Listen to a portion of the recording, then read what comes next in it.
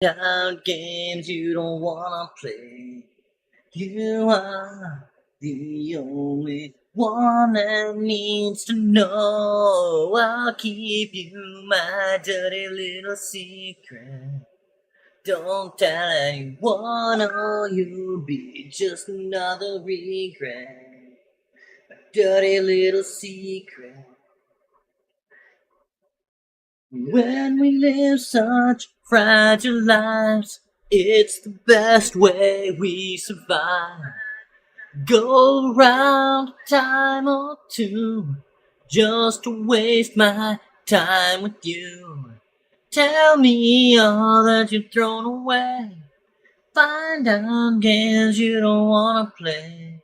You are the only one that needs to know.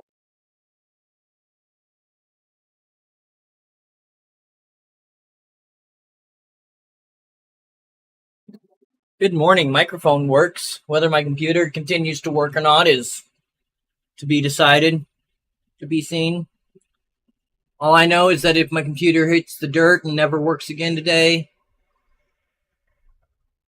there's nothing else I can do. And I mean, genuinely, there's not anything else I can do to even attempt to earn money for myself without the computer at this point. So, you know, that's where it goes. I've tried, I've failed, and done it my way at the damn least. Not that I had any other option. So, I've got absolutely no clue what we're doing today.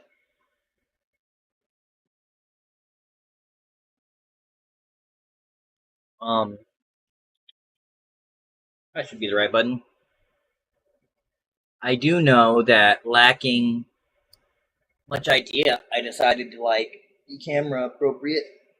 Other than my whole face,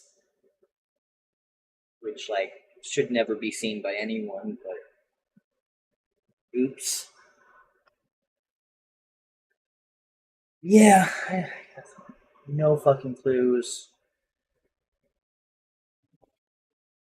This is gone today, and nobody cares to help me with that. No, I barely got a ride to the doctor yesterday, and it was at the cost of really harming the day of my best friend's wife because she had a terrible rough day anyway. But I had to go to the doctor's office and take care of my doctor's appointment for like a checkup to make sure everything was fine from earlier. Um, so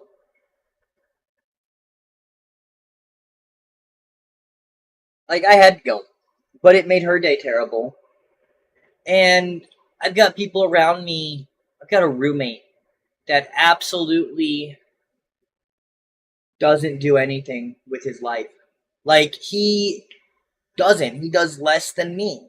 He tries less than me. I tell him, "Hey, those are some good ideas. You should make videos about them." Or "Hey, that's a great computer build. You should think about building computers like that and reselling them because they're cheap, dirty computers for people that just need a cheap, dirty computer." Oh no. People don't think my time's worth what it's worth. Well, he thinks his time is worth $80 an hour for whatever he does around this house. He only pays $300 a month rent, and he thinks that's excessive for any amount of space. He thinks he can get a whole apartment for $250. And he thinks that instead of paying rent, he needs to be being paid $80 an hour to live here. I clean the whole place myself. I do everything that gets done unless I fight and argue and bitch about it. And today, I can't drive. My brother wants to go get pizza. I also kind of want to get pizza. So I asked him when he had time. He was doing stuff around the house anyway, actually.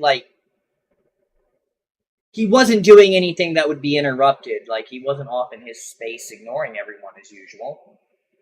So I'm like, "Hey, man, my brother could really use a ride go get pizza. Since you're up and moving, and you're getting ready to go, you know, do your own thing after you're up and moving, rather than interrupt you, you think you could help out now. And his own thing is like, go sit and watch YouTube. Not interrupting his day for him to take my brother to get pizza. No, he starts bitching and yelling about how valuable his time is and how he has boundaries against shit. It's fucking fine to have boundaries, but no, you can't ask me for help when I'm paying $300 of rent and not doing any work around the actual house. No, I think I have an expectation of you to do that, and that's not a boundary. That's a refusal to be a decent fucking human being. So he's gonna find somewhere else to stay for a little while until I feel better about him.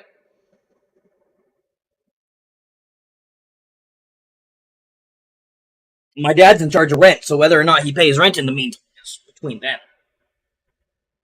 Because my dad's not actually kicking him out, and he owns the house, but I let my dad know I don't want him back in this house for a good long while because, man,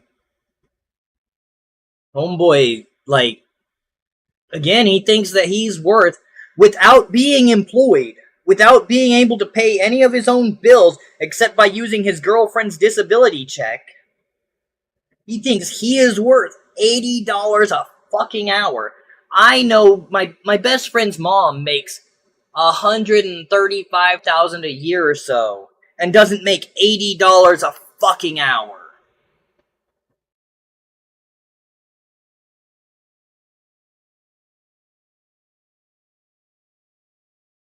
I hate to say it because I kind of care about the guy, except that he's getting worse with time.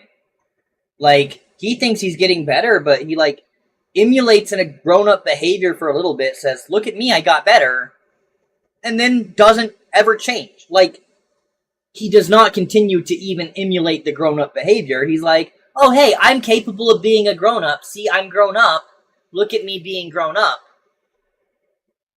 And then he's done being a fucking grown-up once he's proven his point that he's capable of it. So it's really like, he really is like an impetulant child, because he does that sort of thing where it's like, okay, child, you've proven, like, in your act of defiance to act a certain way, but then say it's up to you how you behave and knowing to do that. You've proven that you know what is right and what is wrong. You've proven you're capable of behaving maturely, but you're actively stating that you choose not to. And that is the behavior of a 5-year-old. And I'm not sure he should have been released from some sort of system, whether he needs to be in prison per se. I don't think prison's really great for anybody. He needs to be in a structured shelter where,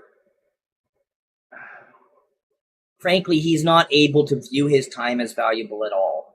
And I know that's extreme, but on some level, it's true.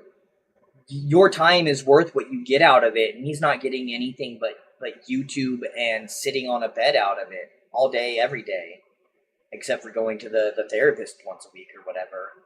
His time is absolutely valueless. It's worth less than me, and he has more money than me because his girlfriend has a disability check. But his time is completely valueless, and he refuses to acknowledge that. But it's just,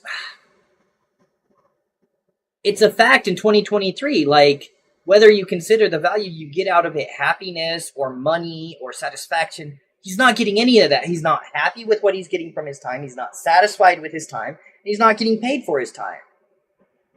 Your time's worth what you're getting from it. And on his own time, when he's choosing what to do with his time, he's not getting anything from it.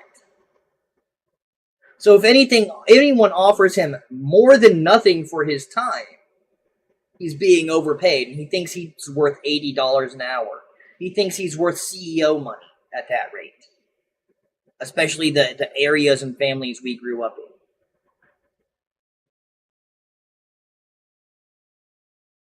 I don't know why I started ranting about him. I'm sorry, but God, he pisses me off. But yeah, and my dad's not doing anything about fixing my house or like the electrical that is continuing to actively make my computer worse with time and time. I had to take the computer off of the UPS because it's underpowered, and my dad refuses to replace the UPS. Um, and I'm doing the streaming and everything so I can try to earn my own way to do things like replace the UPS. But if everything breaks before I earn my own life because I don't have parental or any sort of support like that, like, it can't be my fault if I'm putting the effort into it. But everyone allows everything to break before I can make it myself to be able to do it. And if I could fucking work at McDonald's to subsidize it, I would. But like, they kick me out of their application and don't let me back in because I'm a sex offender. And that's true of everyone on that list of we hire felons and everything. People don't hire creeps. It's too much of a red flag. It's too much risk of someone coming in and saying, "Oh, you sympathize with creeps, people that hurt children. We're not going to bring you business." And it's not even a moral judgment. I have had so many managers, even in like, I've had managers offering me a job that would have paid 25 an hour starting when I don't have the work history to justify that. But because of who I know, when I first got out of prison, I was looking, actually, I think it would have been $32 an hour starting with what I was looking at. Straight into IT, straight into corporate IT, no college education, no real degree, no real certificate, just a GED from prison. But because my brother and his friend worked there and vouched that I would learn what I need to learn and I knew what I needed to know to get started, I was being offered something like $27 to $32 an hour, in that range, starting when the best job I'd ever worked was at Walmart. And that was years ago, before prison. And they wanted to hire me. They were excited to hire me. In fact, it wasn't just my brother and his friend. It was also my friend was there, and my brother didn't know. So I think that Josiah didn't know my brother was my brother, and my brother didn't know Josiah was Josiah, but they both knew each other. And that was pretty wild to find out. But like, I was hired. They hired me in the room of the interview. They said, "All right, once we just finish up the paperwork, we'll tell you about getting started." Manager calls me back and they said, "We want you here so bad." They said, we think that you're what the team needs right now to make us do things differently. We need perspective to change a little bit, but we can't hire you. There's absolutely nothing we can do because it would mean we sympathize with sex offenders, and we can't look like that. Now, if this company is looking me in the face upon meeting me because of who I know and saying, "You're hired," I never filled out an application. I think my interview questions were more talking about hanging out with my brother and his friend and my buddy, how I knew him. There was something in there about, what kind of tech skills do I have? And I was just straightforward, like, not like my brother does, but also different than my brother. Like, I know a different industry that can be applied in different ways, etc., etc., and he was like, "Cool, that's great," And this place was like, the break room had a ping pong table and arcade games. Shit, like it was posh. And they hired me in that room. And they couldn't hire me. If they can't hire me when I was hired in that room, nobody can hire me. And I can only assume that any sex offender that has a job is actively in violation of the law. Or not, doesn't live in Missouri, I guess. I don't know about other states, but just, It's not possible.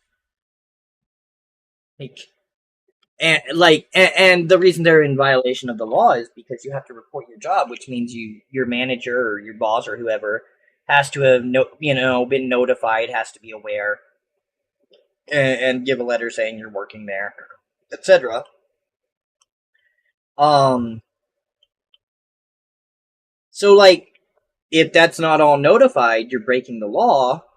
And in the state of Missouri, I am absolutely convinced if you have a job that's not paid under the table because you're buddy, you are violating the law. And I'm not judging that. Like,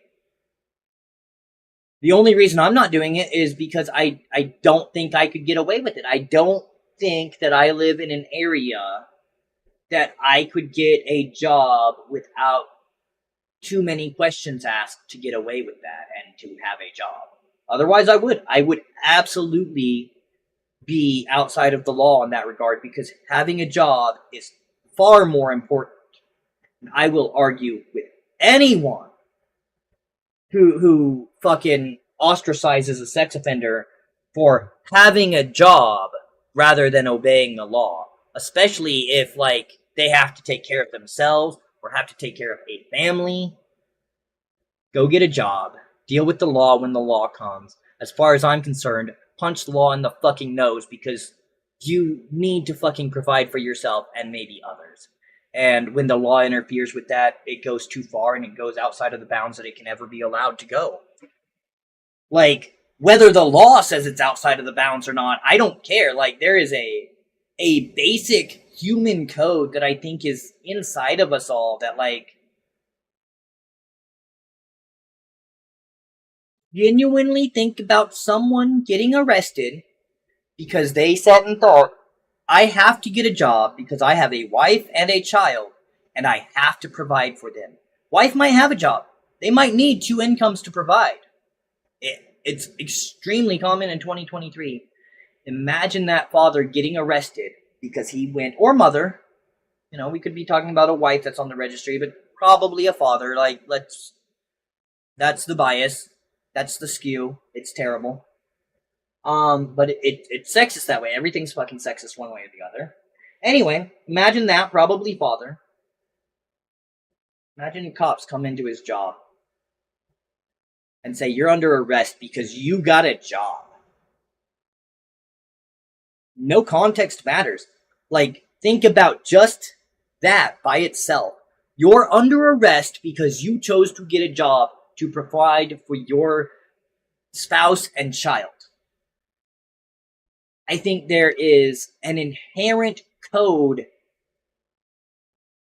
programmed into us as humans that says that is wrong. That's not correct. It's not just wrong to do. It's not just mean. It's not just something that should be punished. It's unimaginably incorrect. And I think so much that I don't think people register the fact that someone can be arrested for getting a job. Because it's so incorrect, I don't think that until it's something that can happen to you, you consider that it's something that can happen. But it is something that happens. And the law, fuck American law and what it says about what the law has the right to do. On basic human nature, on the fact that we cannot conceive of such an action outside of seeing it, dictates that they absolutely do not have the right to fucking arrest you for trying to provide for your family. Whether that's a family of yourself or a family. Bullshit. I find no fault in anyone who defends themselves against law enforcement in that situation.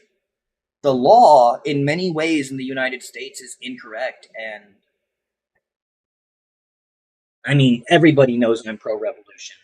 We were founded on revolution, due to corrupt laws, due to corrupt control, and we were founded by people that believed if that corruption rose its head again, we would rise up again, and we would strike down the corruption.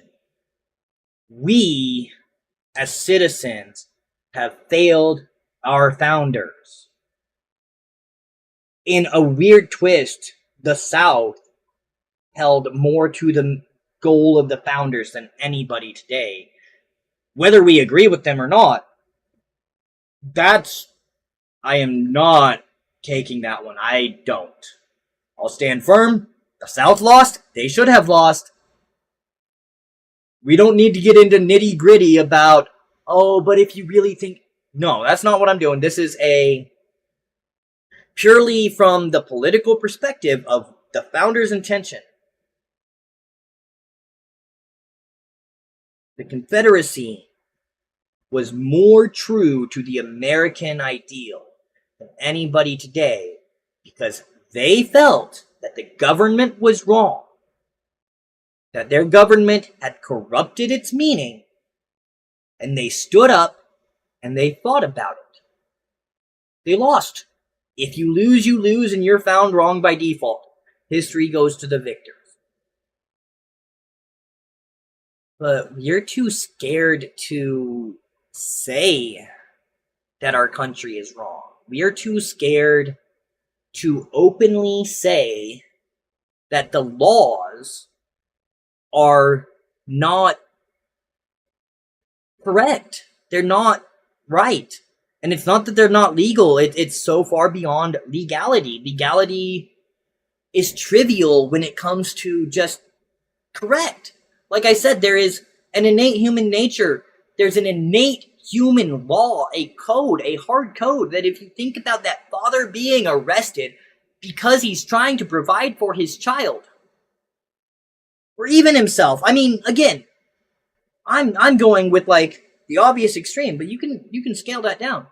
It's clearly ridiculous and clearly wrong, whether it's legal for them to do that or not. It's not correct.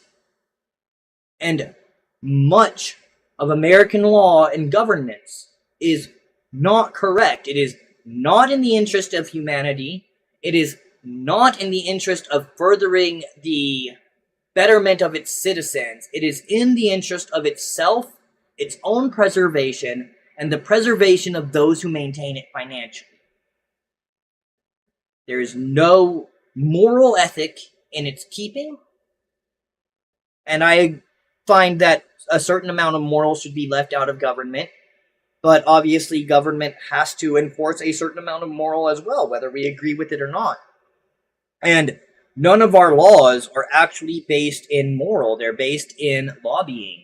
Even the sex offender laws aren't based in moral, they're based in fear and lobbying. The government was paid a whole fucking bunch of money by really scared people that wanted to fearmonger so they could paint a target on people's back that has now grown into a fucking profitable industry for the government. It's not a moral stance against people that commit sex crimes of any sort. It is because someone demanded it that could rile up hatred and money to put behind it. And the government thrives on hatred and money. And if we have one freedom in this country, it's the fact that we can say, I actively stand for the idea of revolution. Because revolution does not imply violence in and of itself. Revolution implies change, it implies difference, it implies growth, it implies furtherance. It does not imply inherently violence. And I think that we're afraid to use that right. I think we're afraid we don't have that right because so many of our rights we truly don't have. Anyone who watches these knows I did not have the right to a fair trial. I did not have the right to be presumed innocent. I was absolutely presumed and assumed guilty by the rule of the court saying that the person couldn't lie, and if they can't lie, then I'm guilty. If the person saying I did something wrong is incapable by law of telling a lie, then whatever they said happened is what happened. So there was no rights granted to me.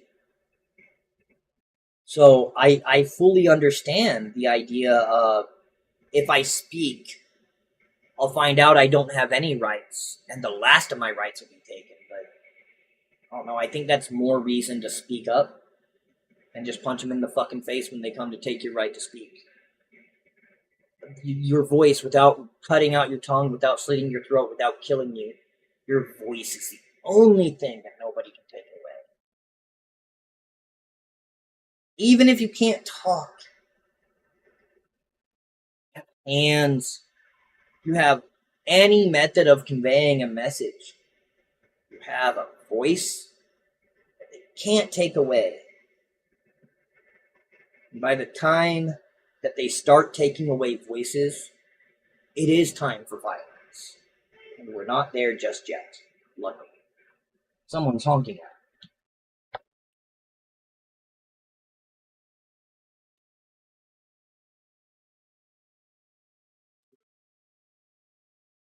I'm gonna go see if my dad's here for me or my brother.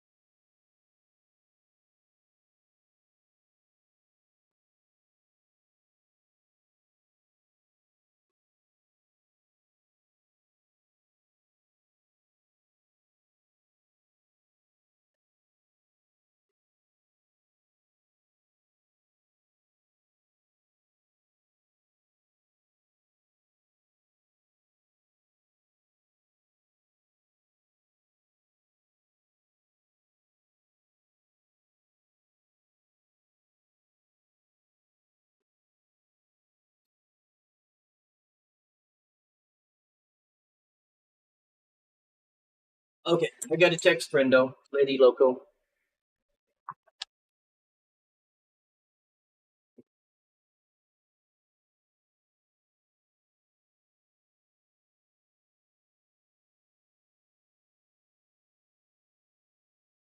Hey, good news. And I truly wasn't expecting you to say you could help. I just felt bad for my brother if I didn't ask. But my dad came and got him.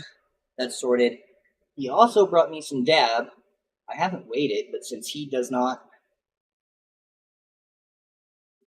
know really the weight of dab and its comparisons and what it looks like, he might have actually managed to give me a decent amount. Yes, that's right, guys. Like, so if my dad gives me a bowl of weed for the day, or like a couple bowls of weed for the day, is what he usually says. It doesn't fill a bowl, but and clearly he doesn't understand how weed measures and weighs either. Obviously, however, being said,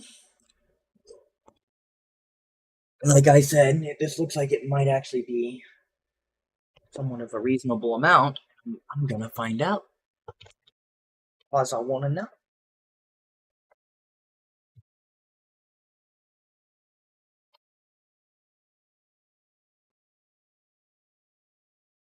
Like, it's not just a day's worth.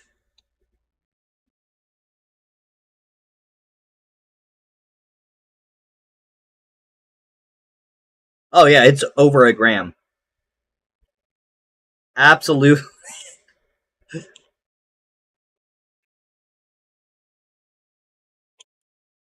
great.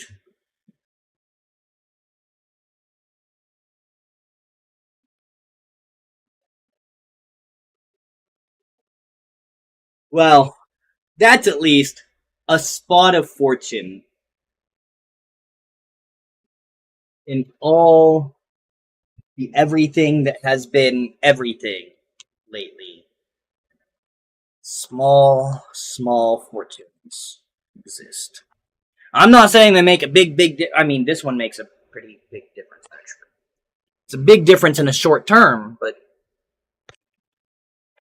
I guess that's the thing about like not saying small things make a big difference because it's not that they don't. It's that they don't necessarily add up. It's that they make a big difference in being able to keep you going. If a small thing happens this week, a small thing happens next week. If each week a small thing happens to get me through that week, eventually something better can happen. Small things don't have big effects. Small things don't create huge differences. Giving 50 cents to a homeless guy is not going to change his life.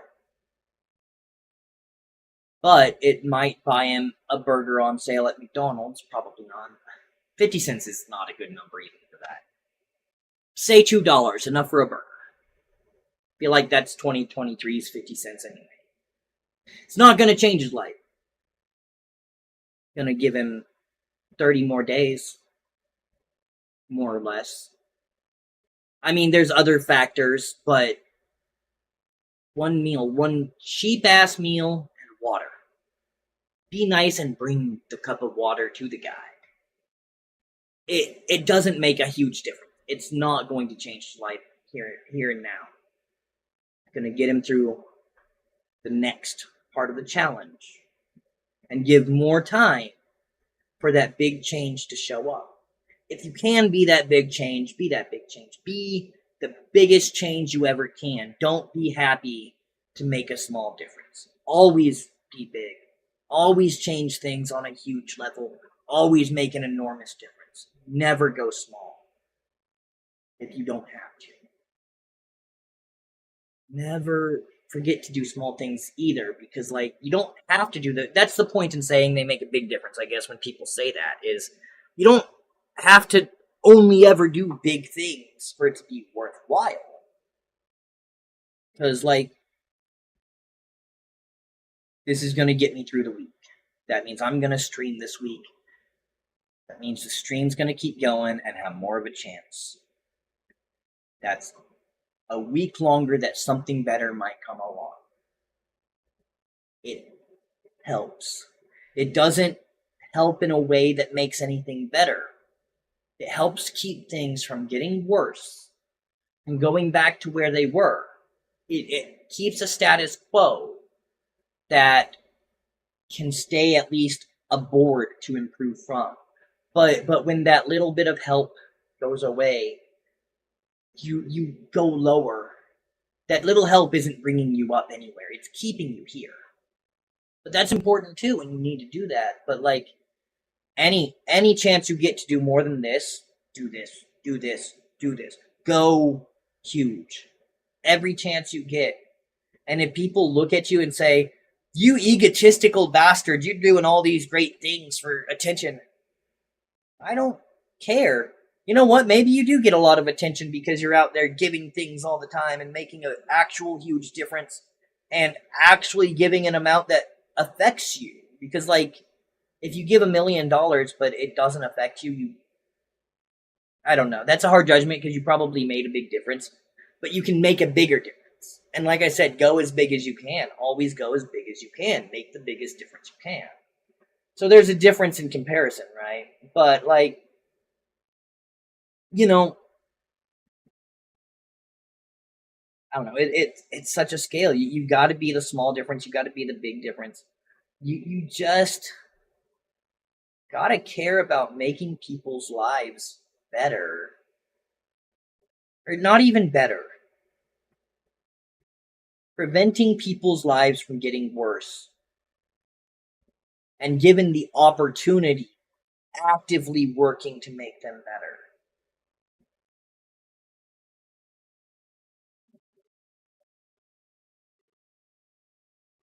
And I fall short of that. I mean, anyone falls short of what they preach. I think we should never hit anybody and never be violent and never fight wars and never have a military. I swore into the Marine Corps when I was 18. Sort of as a conscientious objector, but not fully. And at some point, I told my recruiting sergeant, staff sergeant, it's not that I stand to defend this government, because I disagree with a lot of the government and have the right to do so. And I don't have to defend the government itself. But to be a Marine, I have to not actively oppose it, I suppose. And he said, "Well, you do swear to protect the president." I say, "You know what? That's fine. He is in chain of command, so fine. Unless, like, had Trump become president and I were in the military, I would not respect that chain of command, and I would not follow any oath to protect that president, but I also wouldn't view him as my commander-in-chief, because he never should have been president based on, like, not just people shouldn't have voted him into office. That I don't care if that vote was legitimate or not. It may have been just fine. He may have won and whatever. With his history, with him being who he is, he never should have been allowed to run as president of this country. Now, I'm not saying very many have been good presidents. We haven't had a lot of good presidents. I'd have taken orders from Bush, because Bush had a plan. It wasn't a great plan. Well, it actually wasn't necessarily a bad plan. It was a plan I disagreed with. But as a commander, it was a plan that could be achieved reasonably. Whereas, like, if Trump were the commander-in-chief that I were to serve under, I could not see any plan of his as reasonable as a commander. He has no room to command. And I think it's actually technically, is it vice? No, president's commander-in-chief, right? Not vice. Vice is the head of the one thing. You can tell I truly don't care about the government. But yeah, I told my recruiter, I'm like, it's the people, it's the land that I'm protecting. And he says, that's the oath you're swearing more than anything, is to protect the people, to protect the land. That matters above all else. We were founded on revolution, etc., etc. And even to this day, I would violently protect the people of this land and the land itself. I would never. I don't think I would say a word in defense of our government.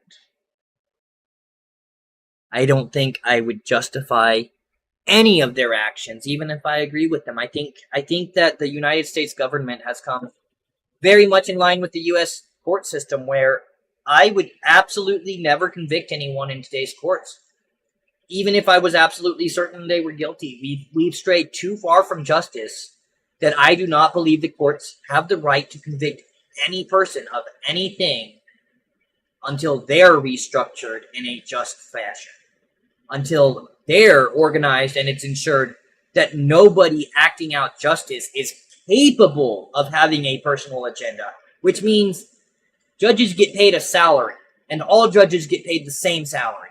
Prosecutors get paid a salary, all the same salary, and they are hired, they apply, and they are vetted. They are not elected. Because then they only care about convictions. Because convictions get elections. And if you only care about convictions, you give no fucks about guilt or innocence.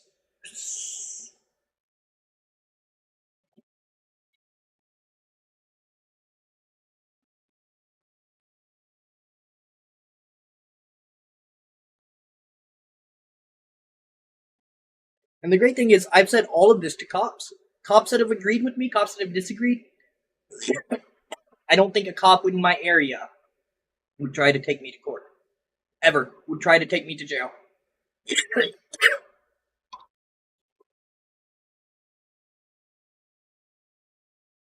And I think that comes from a variety of reasons given depending on which we're talking about.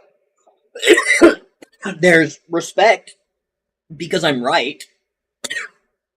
I absolutely guarantee I know officers that if they saw a warrant, if they were handed a warrant to arrest me, would refuse, would hand it back and say someone else has to serve it.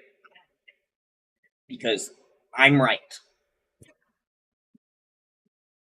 There's fear, because there are definitely cops I've talked to that don't know me super well, that don't know if I'm unhinged enough to harm them. They'd rather not find out. And something sort of between the two, where... And sometimes, I know it too, specifically combined with the respect of whatever I say in that court, I'm correct, and that judge has not earned authority over me. Like, I've created that reality, and there are officers that respect that, because it's real and it's true. But there's something that gets combined with that sort of between respect and fear, and I don't know what to call it. It's a kind of a hesitation. It's a reluctance. Because it's one thing to resist and fight. You're putting momentum into your body that an officer can use to move you and make an arrest. I don't really have an interest in putting up a fight. I'm also not going to get up and move my legs.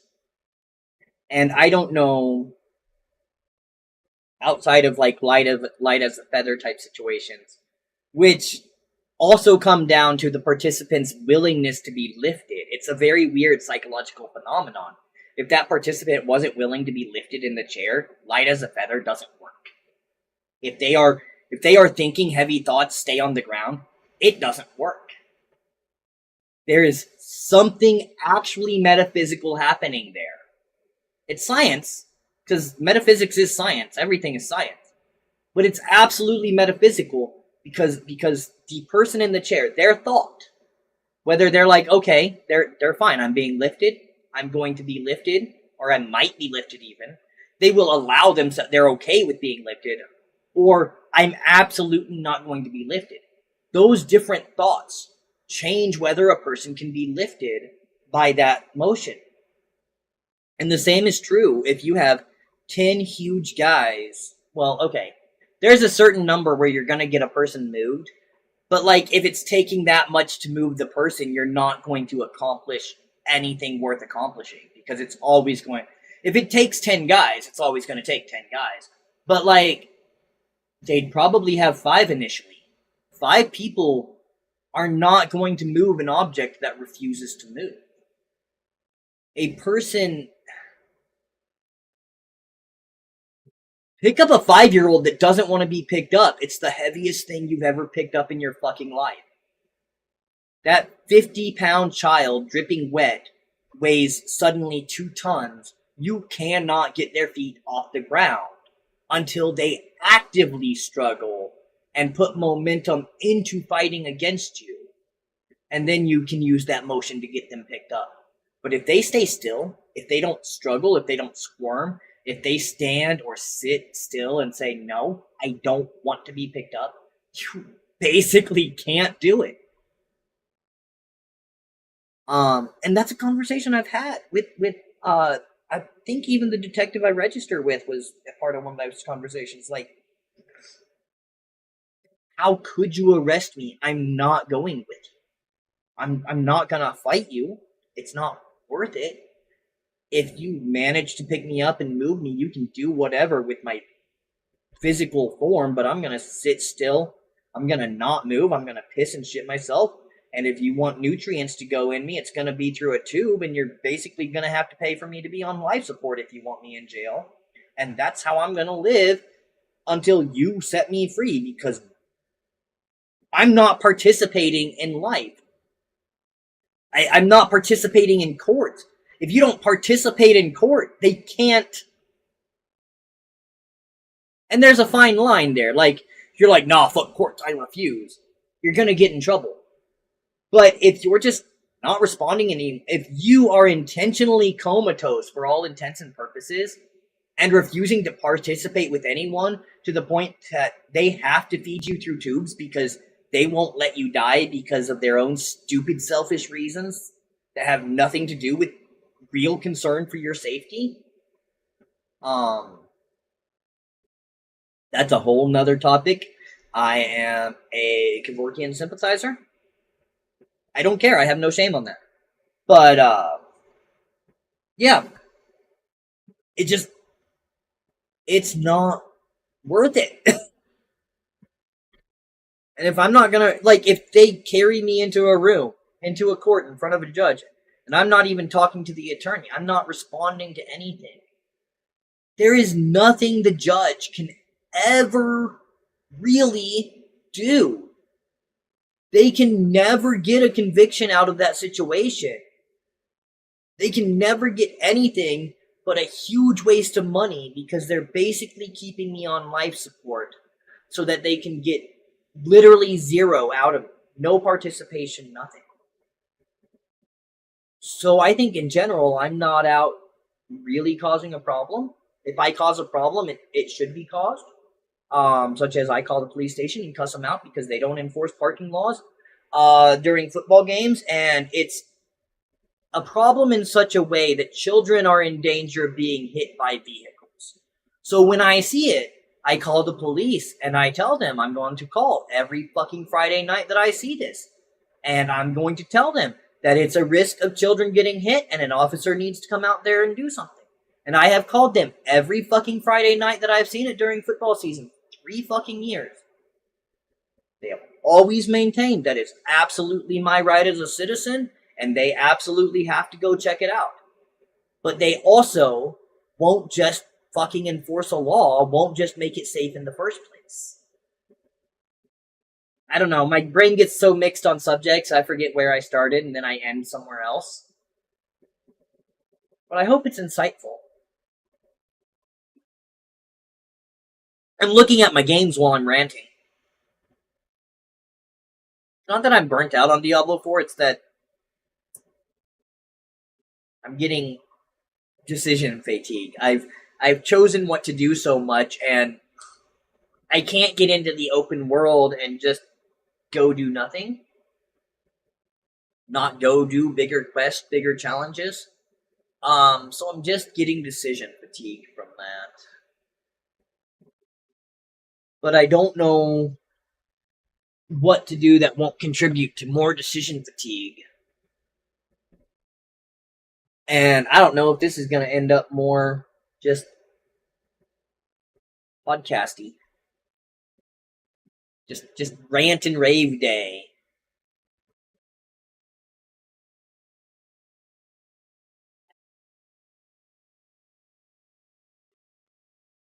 No, surely I can't think of that many subjects off the cuff.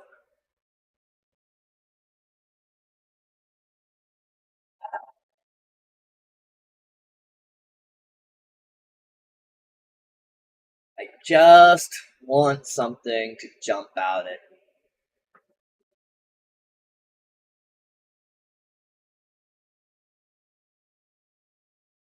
Is it so much to ask for the games to just tell me what game I want to play?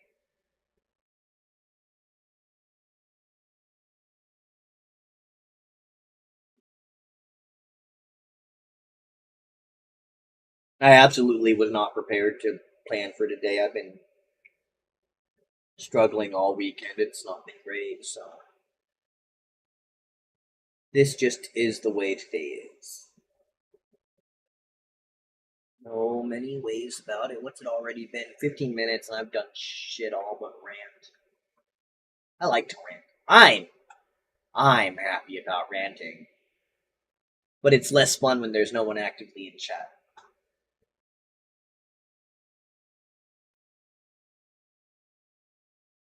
Son of a bitch. Why don't I like anything anymore?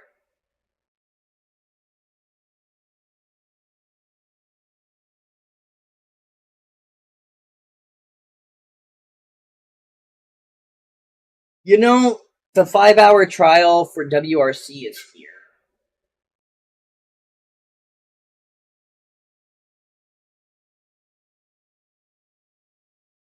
I mean, that could be a whole stream. I'm just not sure if.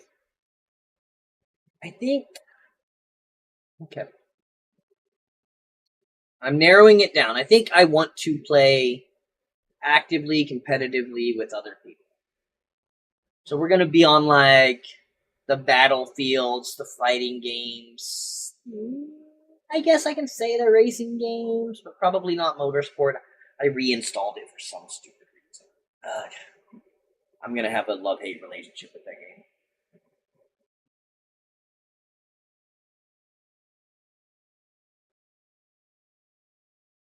Oh, I guess if I'm hearing something, it could be my brother getting back with my dad.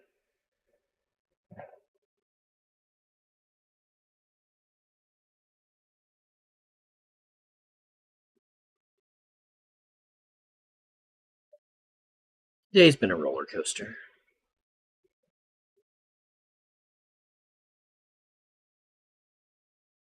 That's like the best way I can empathize with what I've done to Friendo. She just texted me. She says, I just got home from work, so I just caught up on all 7 of your messages. What do I say to that? Obviously, like, I mean, on the one hand, yes, I'm sorry. On the other hand, today's been a roller coaster. I sent the messages that were relevant as they were relevant.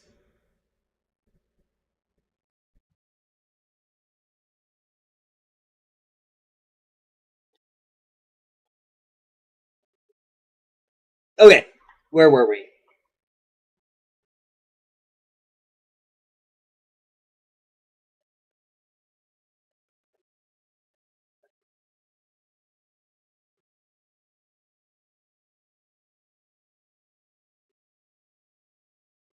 Okay, you know what could actually bring me some joy for a short time, not enough for the whole stream, but could make me feel kind of good is and I might swap it up and do some Soul Calibur instead because I'm curious if I'm as competitive with Eddie's Tekken.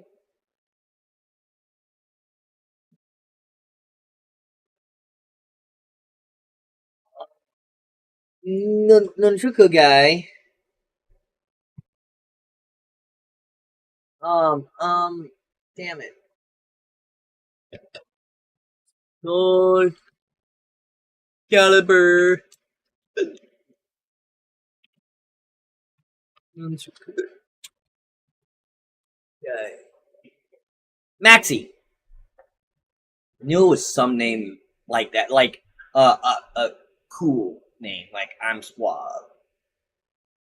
Which like that's why I played as Eddie and Maxi as in the first place. I'm like, oh, these are clearly the suavest, coolest characters in the game.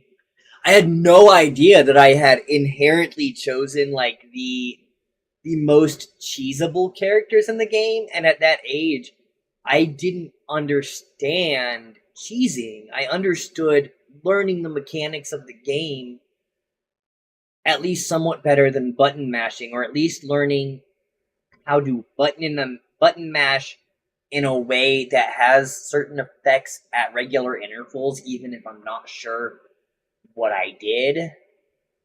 That's more Eddie. But nowadays with Eddie, like, I know what I'm doing.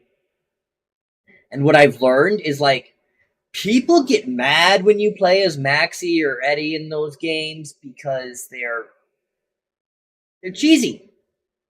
You know, they just win against the average player, but they're not typically competitive either.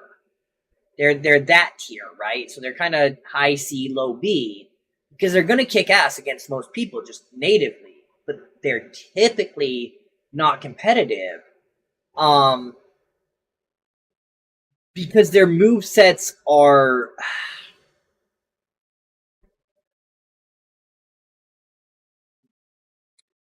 you have to be fluid on a controller or a gamepad or a stick or whatever you're using. You have to be fluid in a way that gives them fluidity of motion. um, which requires chaining attacks in a way that other characters don't chain. It's not necessarily a high learning curve to learn the various attacks, except for that they have like or Eddie at least has like mm-hmm, 5 stances with 3 transitions between any given set. Like 7 stances if you count on the ground face up or face down, which can transition in a number of different ways. So all his basic moves are fairly easy to learn. But from there, it's like learning grappling in the UFC games, where you have to transition. You have to know how to transition. Eddie's harder than Maxi because Maxi, he's animated in such a way that his nunchuck are moving, so that he transitions himself from attack to attack. So it's easier. Eddie, you have to know how to transition him if you want to get more than like an attack off at a time. And when you learn how to do that, Eddie becomes competitive, and Eddie is scary. Eddie's scary competitive. And I am better than average with Eddie, which means I'm somewhat competitive in general. I'm casually competitive, I guess, by nature of like I chose to play that character because I liked that character. I had no idea of the implications of the character I was choosing. Now I've talked so much about Eddie. We're doing Tekken. Probably not very long on the Tekken, but we're fully and definitely doing Le Tekken.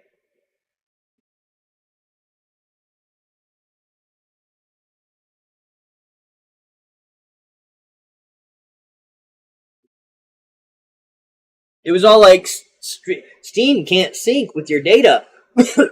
You won't have everything you've had if you load this right now.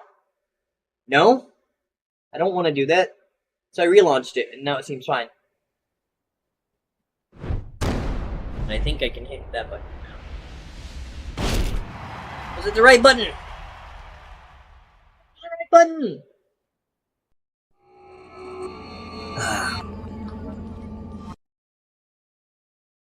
Now my face is less prominent on screen.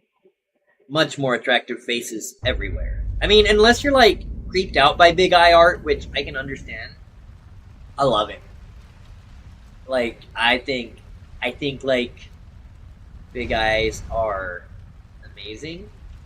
Um when chicks manage to like actually somehow manage to make themselves look like they have those proportions, I cream very hard. The artist who does those, like she looks like that, and she makes me creamy.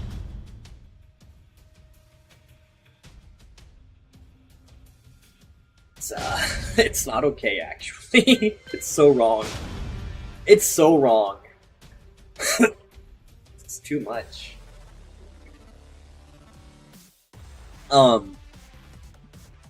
Talk about actors people have crushes on as a kid.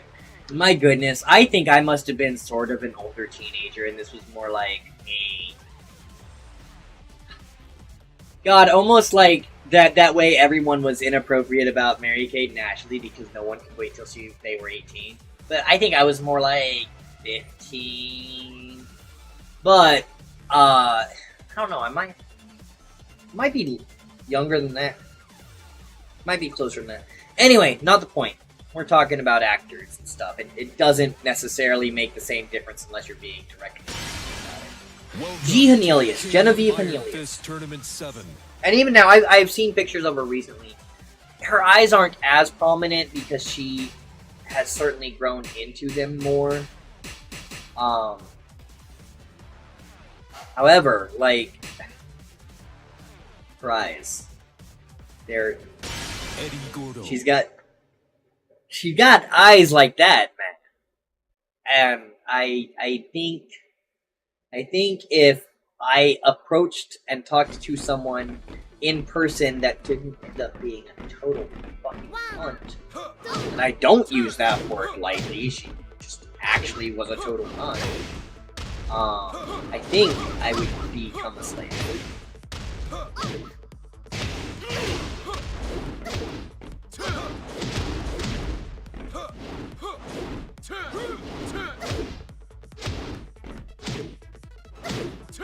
That's the problem. I'm using the joystick. Why am I doing that?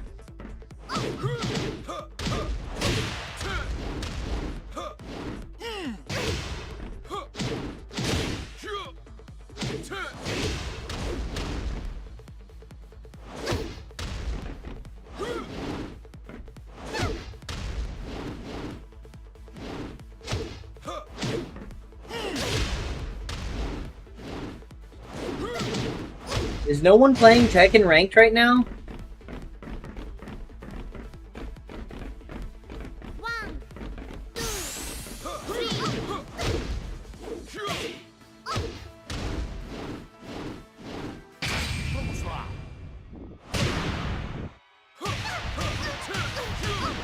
Vamos acabar com isso agora.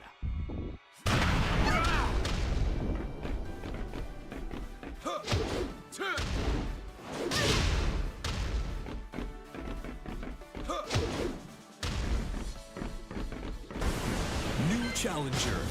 Absolutely. Fight whoever the hell it is. That took too long. Get ready for the next battle.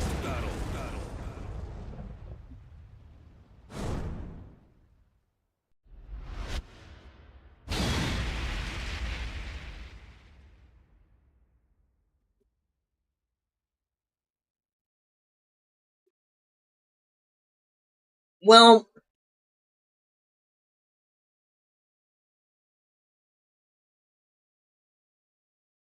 I mean, I don't think it's the least balanced matchup, O que você quer? but I don't feel good about it. Round 1. Fight.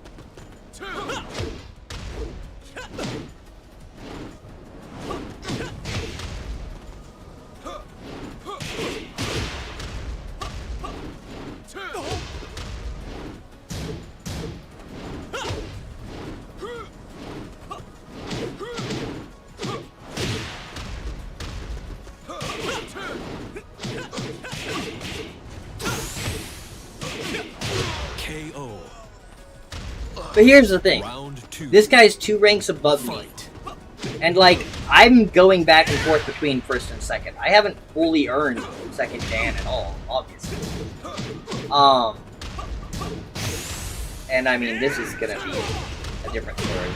But the first round, it wasn't just a kicked my ass immediately type. I'm making him work to some extent. So again, like, Eddie typically just the broken, cheesy character. And I'm not doing well with him right now either.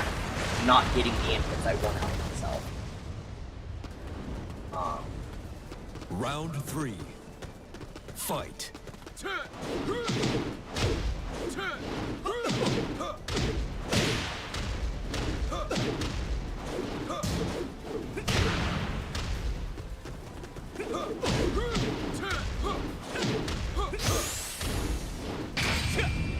No! Damn. I mean, I was looking at a flawless victory.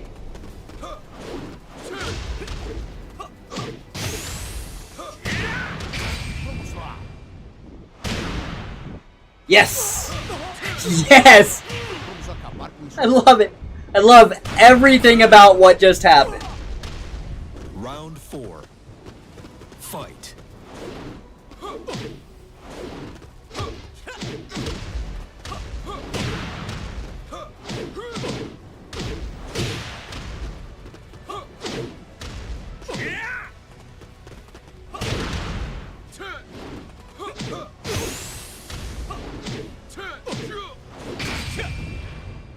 Miss.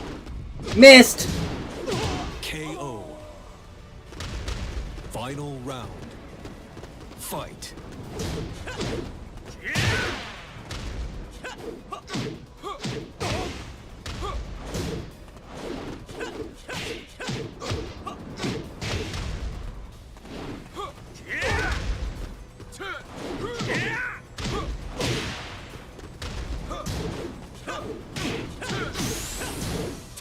Vamos lá.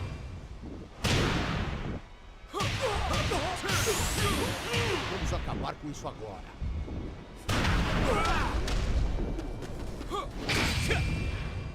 KO. Yes! You win.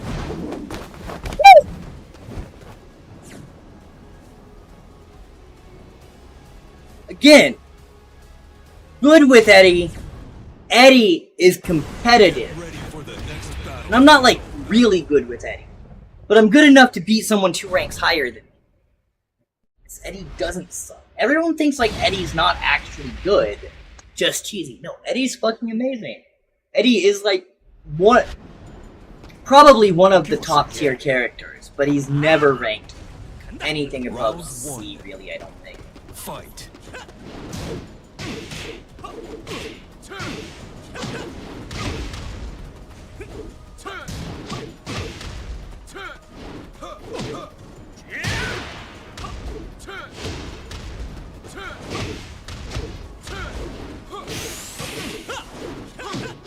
KO. Ah. Again, I just gave wrong click Fight. there.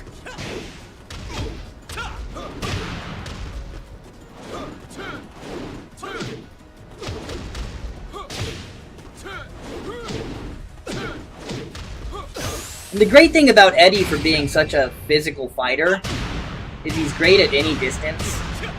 I thought I might get away with staying out of that one. Like, it wasn't super helpful. He didn't get much out of it. Round 3. Fight.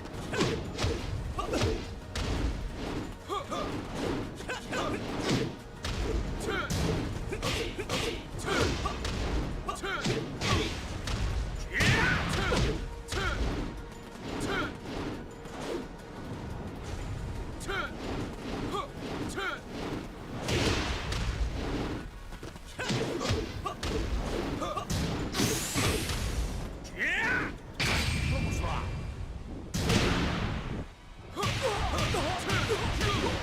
Vamos acabar com isso agora.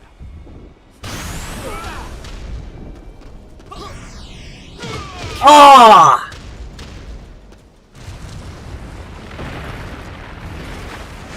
Round 4.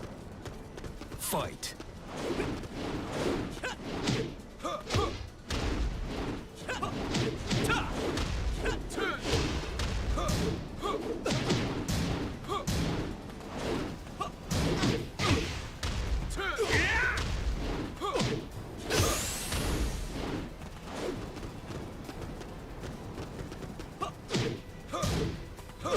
KO. Final round. Like, Fight.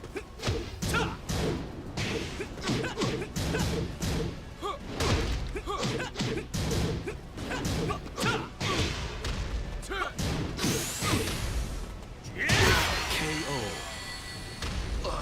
벌써 You 끝이야? 더 lose. 덤벼봐. obviously we're doing 2 out of 3. Get ready for the next battle.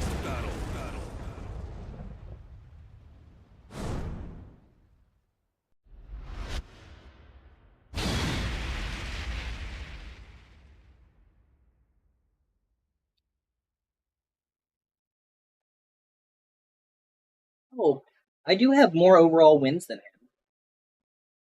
Now, he may have less overall matches too, though. Boo!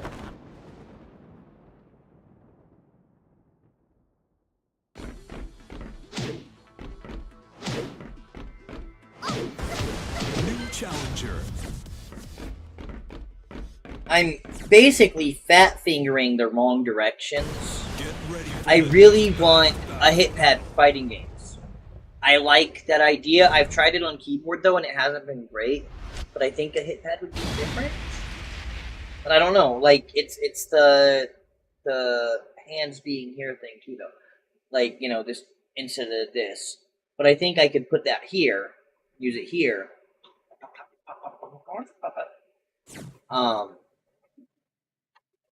And these combos that I'm fat fingering multi directions on, I think I could really work out not doing that because each one would be a finger. So it's just remembering the finger patterns to, it's like learning an instrument. I want to do this.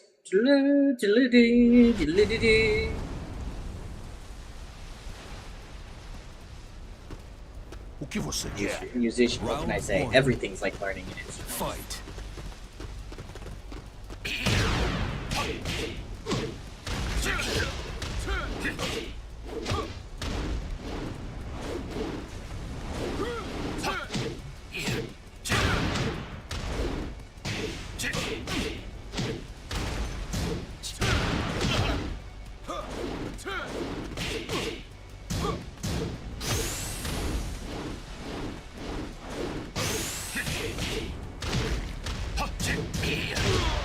Ah!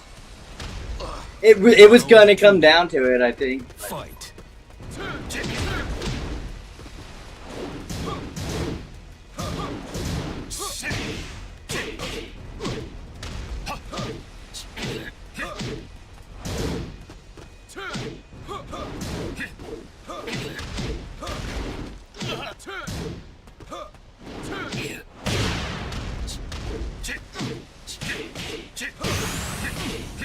Vamos lá. You messed up. Vamos acabar com isso agora. KO. You messed up. 3. Fight.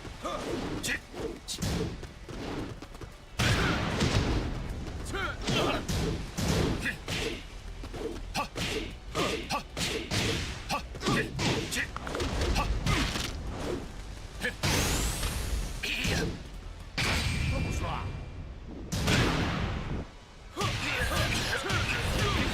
Vamos acabar com isso agora.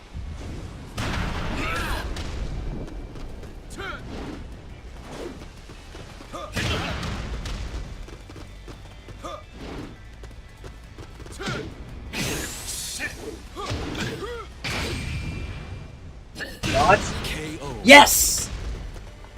Round 4. You fucked up. Fight.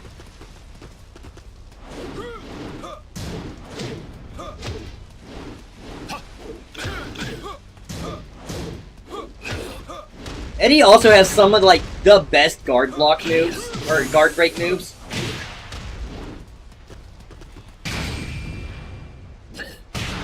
Ah! I didn't get, or I got down on the ground too early, I guess, to necessarily do that. But like, what does that matter when that's the move to finish the match? Yeah. Get ready for the next battle. That was fun.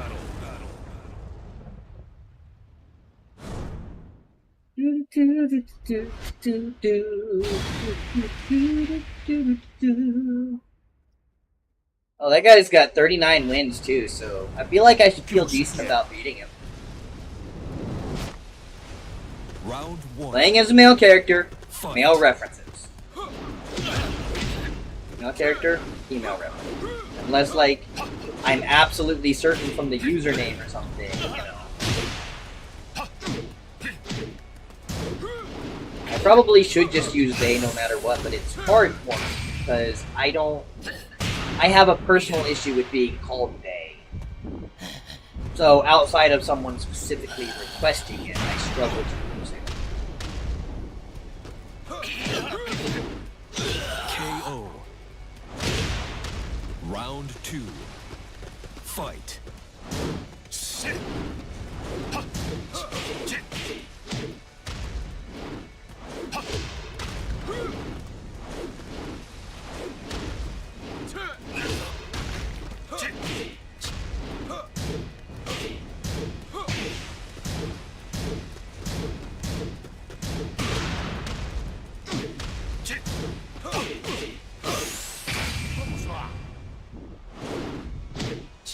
That was bullshit. KO. Alright. Round 3. I was having too much fun with that one. Fight. Trying to remember exact inputs for certain things. I mean, things that I don't know if I ever knew exact inputs for. Because they don't seem to work the same. Like, that somersault. I'm not exactly sure how I do that one.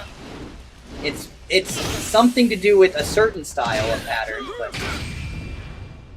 I'm on the ground. Oh, no! Poor timing.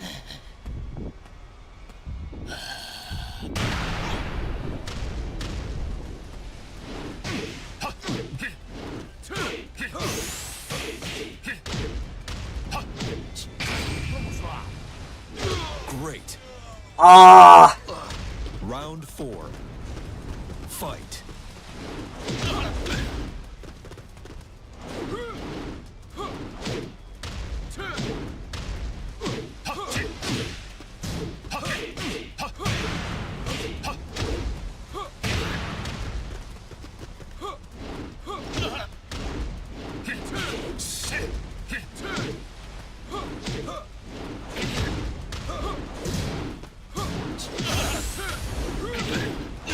KO. Needed that. Final round. Fight.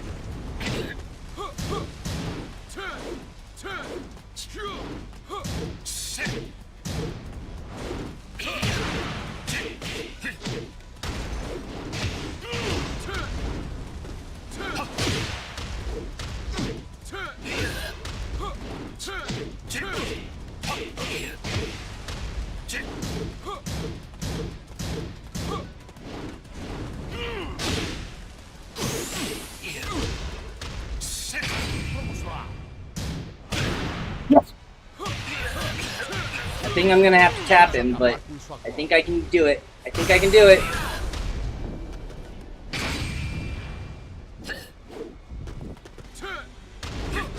KO. Oh! You lose.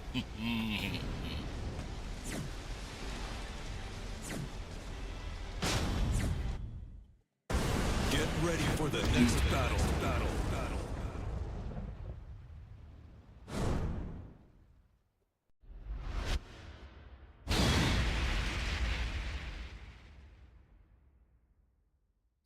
Oh. 2 out of 3. Let's go. Round 1. Fight.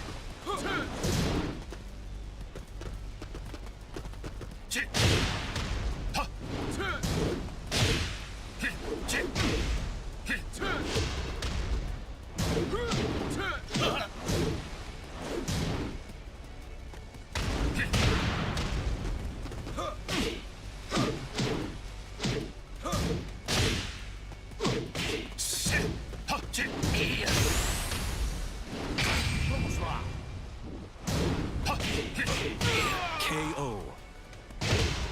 He was in a block stance. Fight.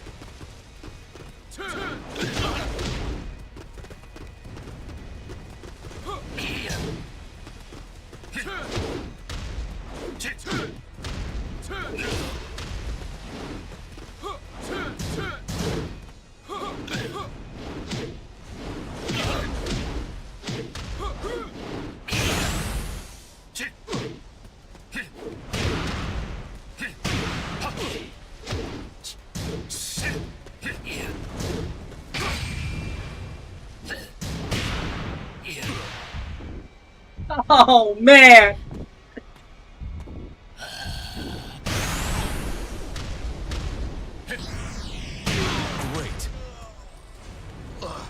Round 3. Fight.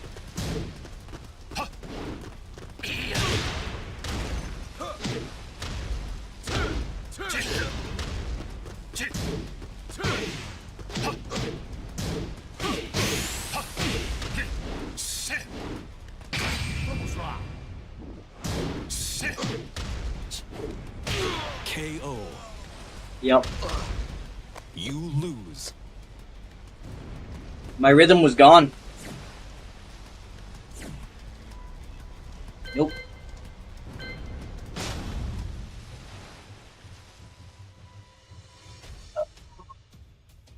Great. Probably do a few more matches. Like I said, like I can only this one for a few matches. Which sucks, because it's like one of my all-time favorite series.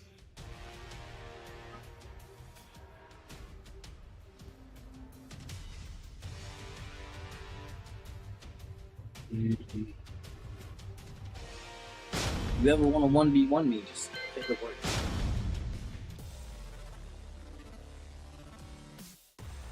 Down, clown, like Mr.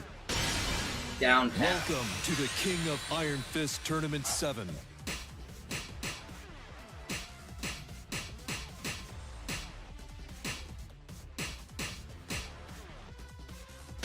Eddie Gordo. I've got so many silly costumes for him. I need to go look and see if I have other silly options now. And look at that! Look at it, it's just goofy.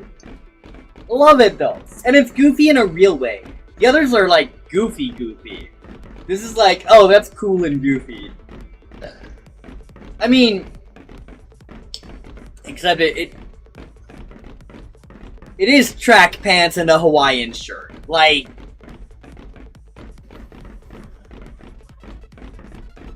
no matter how actually cool some of the goofiness ends up making it, Challenger. it is still track pants and a Hawaiian shirt. I chose that, one way or the other. Get ready for the next battle.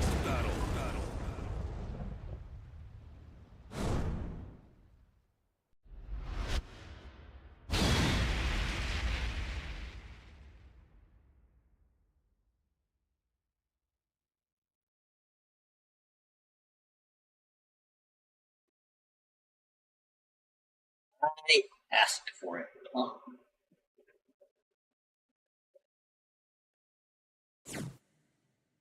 Oh, my aggressiveness has gone up. O que você quer? Round 1. Fight.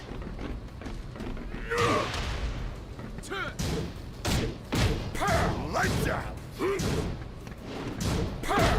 Not cool. Feels good. Sounds good. Perfect. Who the fuck is that character? He's kind of bullshit. Fight. Lights out. Like every hit is its own potential guard break and stun block.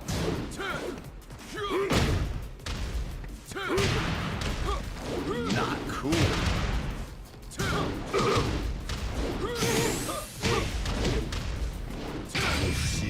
Give me strength. Punish. That's Lucille. That's the guy from the walk. No. Is it?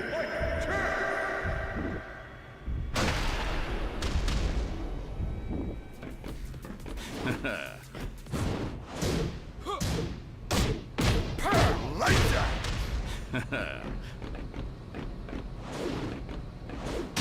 KO. Bitch. Round 3. Fight.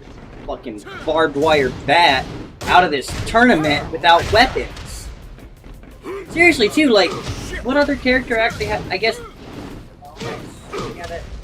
I guess technically some characters have weapons. Lights out. Like, fucking barbed wire baseball bat, that's... Cool. I mean, the interrupts that it's affording him. It's an absolute bullshit character, whoever the hell it is. Vamos acabar com isso agora. KO. Like, when people talk about Eddie being cheesy for newbies, this fucker, this is the new Eddie. I'm watching his patterns and I'm like, oh no, there is so many ways to just let someone who's never touched a Tekken game or a fighting game mash the buttons and win against an average player with that guy. Definitely, there has to be. I mean, these hits, they're unblockable. I like most of what he's hitting is guard breaks. KO. You win. Bullshit character. I am not accepting a revenge match. You go play as someone else.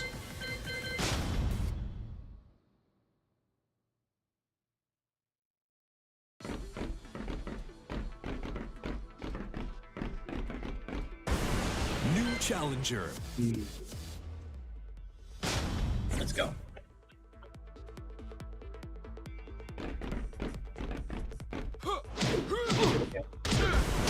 New challenger.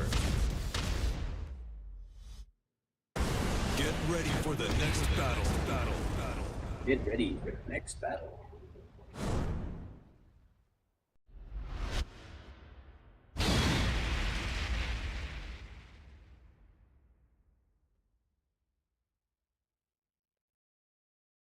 I see. There is basically no way to predict the... Oh, no. At the bottom. Five matches in a... Okay, she's doing her... ranking matches. Round 1. Fight.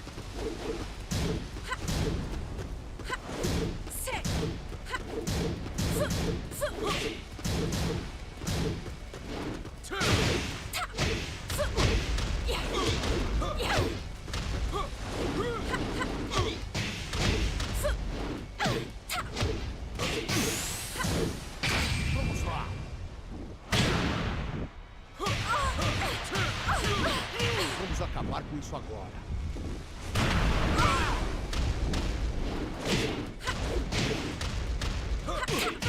KO. Yeah. Round Newbie button masher. fight. Got it. Doesn't understand the concept of combos. Gonna rush forward. Not gonna block. Does know how to throw. Does know how to throw him. Maybe not quite KO. or accidentally cancel. Round 3. Fight. I am not gonna lose to someone that lost 5 matches in a row. Not acceptable.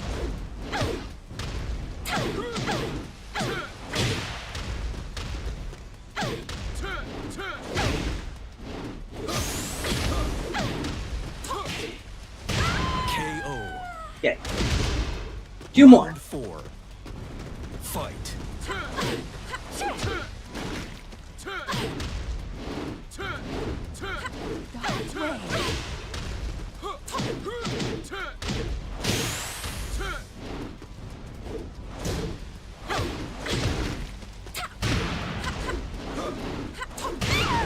I hope whoever is playing, Courtney Logston, Final. I hope that someone informs her that she just got railroaded by someone that knows how to play Eddie and sized her up for the first 2 rounds. And if I lose for having sized her up, you know what? Good for her. Get a win under your belt. But, it do be what happens.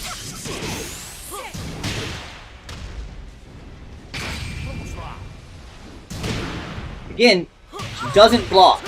Does not understand the block mechanic. So I knew I could get the Rage Art off as long as she didn't KO me in the process. Win. So yeah. Again, now, to be fair, I think she learned something in that match. She was doing better by the 3rd one, or by the 5th one. Get ready for the next battle. But, no sizing up this time.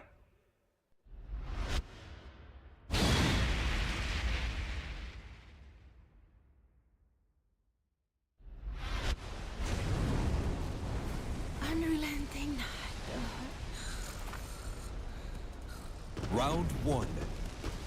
Fight.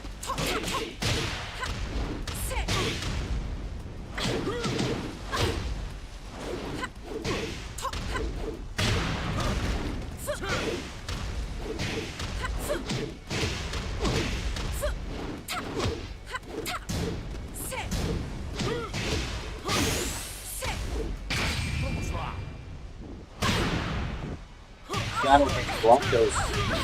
Have to. It's gonna make you lose every time.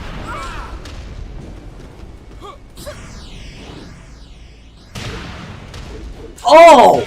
KO. And it slowed mode that, and there was no KO. Round two. Wow. Okay. Fight. I've never seen it do that. I do like that the game definitely knows how to burn up dynamic. Burn up, turn up.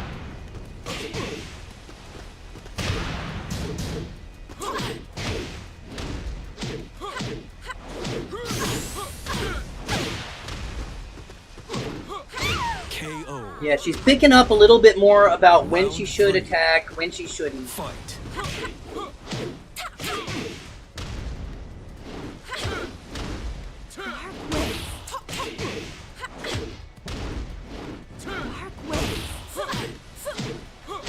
Okay, she knows how to counter cheeky stuff. Somebody's taught her something. KO. She's good. And she's Round learning as she goes. four. Good, I Fight. like that. Clearly new competition in the Tekken world. I gotta say this has to be a new player, if not a young player. But definitely picking up on the mechanics. Picking up on blocking, but I can't quite tell if it's intentional blocking yet. It doesn't seem quite wrong.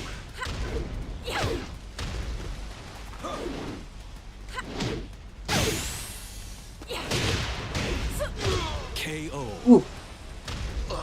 Got me bounced off the wall. Otherwise I would have had that in the Rage Art.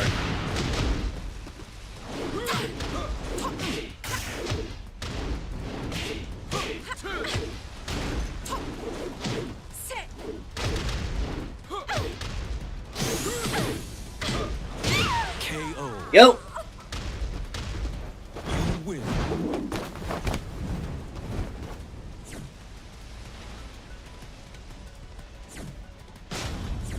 If she wants to go again, I will. I don't know if it's a bit of ego because I'm winning.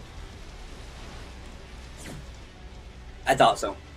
I kind of thought that would happen. Most people go 2 out of 3, just naturally.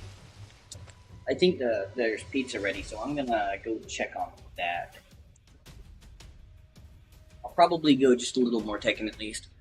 I don't know. Might keep with Tekken. Might keep with Tekken. Might do a lot of Tekken. I like Tekken. I'm gonna get bored of Tekken.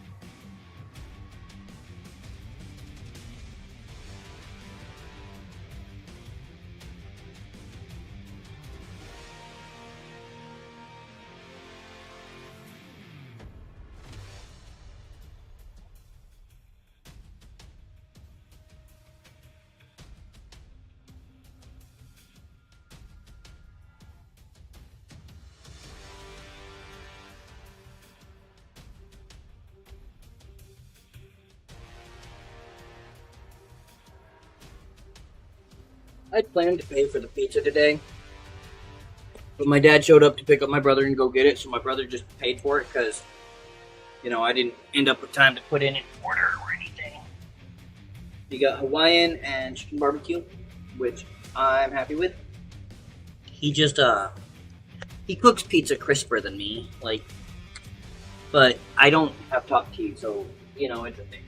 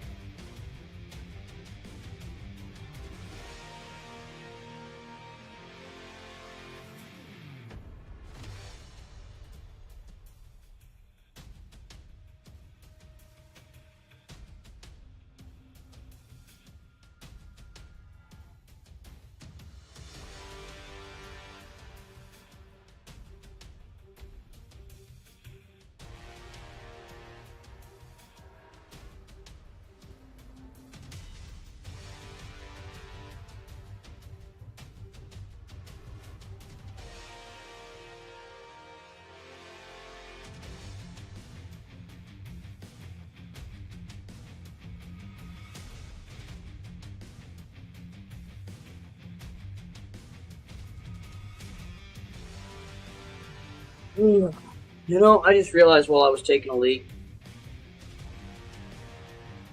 tomorrow or the next day, my buddy is gonna be. Oh, okay. Man, I thought this looked like there was dab in this pill bottle lid. I was like, what the hell is there dab for that I didn't know about in a pill bottle lid?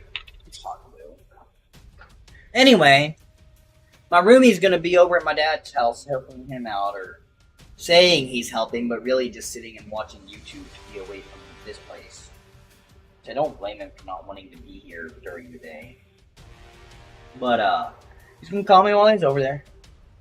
After we just got in that big ass fight today, and I told him I don't want to fucking see his face for a good long ass time, he's gonna call me while he's down on my dad. He's gonna be like, your dad's a fucking piece of shit, you know that?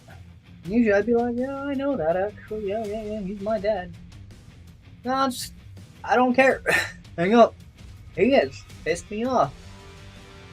He's gonna do that. I'm gonna hang up on his ass. I don't think he grasped the idea that someone might not care about his shit if he doesn't care about other people's shit.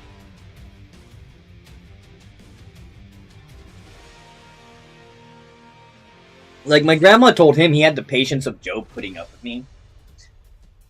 That's the kind of fucking abusive shit she was, though, because... yeah. Like, completely backwards, if anything. Like, he can't be dealt with.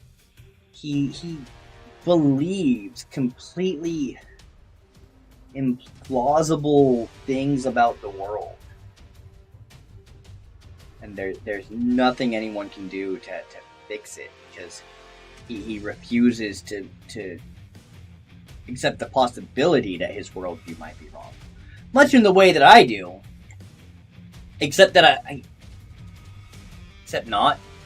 Because my worldview absolutely may be wrong, and I actively have decided to stand on it on my principles, wrong or not. Whereas, like, he simply believes that he can't be wrong.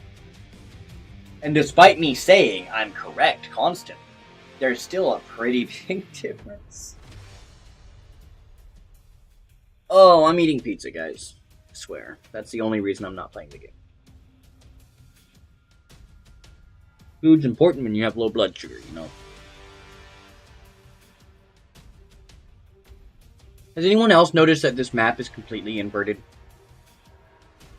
Well, not completely, it's horizontally inverted.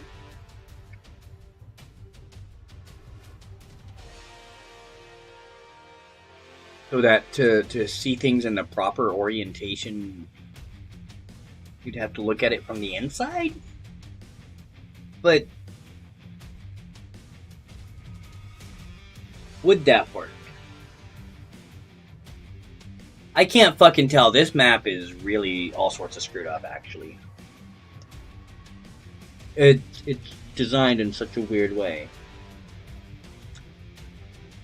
Because if the US is backwards, Japan should be there, but Japan's not there.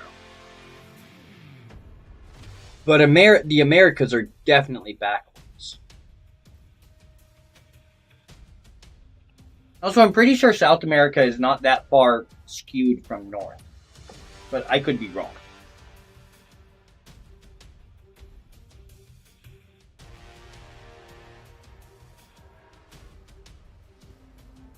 No, if America's backwards, then that would be Africa? But then Africa would be backwards in relation to the Americas, wouldn't it? Or am I fucked up there? I don't know. They've made a weird globe.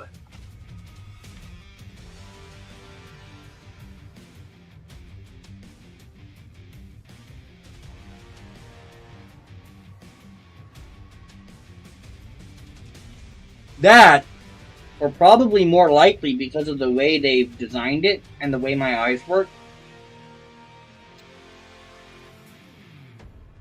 what I'm discerning as the front, because I can see it more clearly, is probably the background. And I think that's a terrible decision, except for it's a statement of where the camera focus is. It's saying that the camera focus is on the back side of the hologram, so the front side of the hologram is blurry. But to me, that makes it look like that's in the background. I don't have good depth perception. That's what it is. And now I see it right. Now that I've intellectualized that, I see it correctly. But yeah, I was all sorts of fucked up.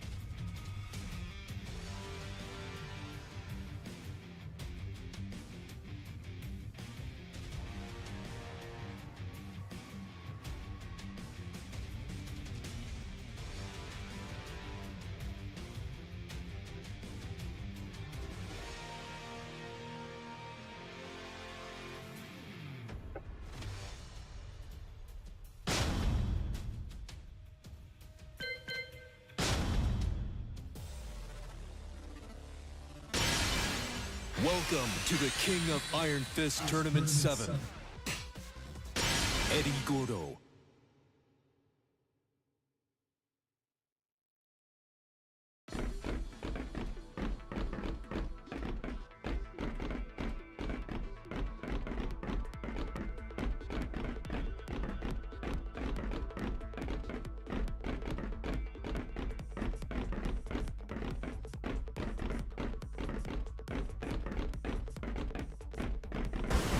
New challenger.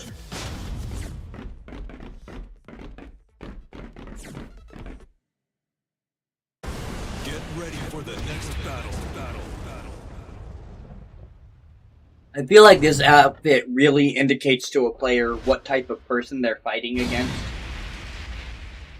Like, I'm clearly someone that understands Eddie and who he is as a person. Because Trombone and Jenga. Obviously.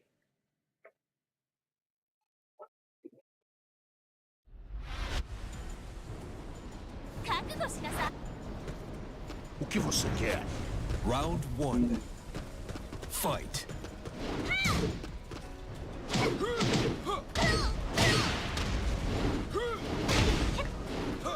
And unless she's an amateur, she knows because her first move was to counter the possibility of me doing that.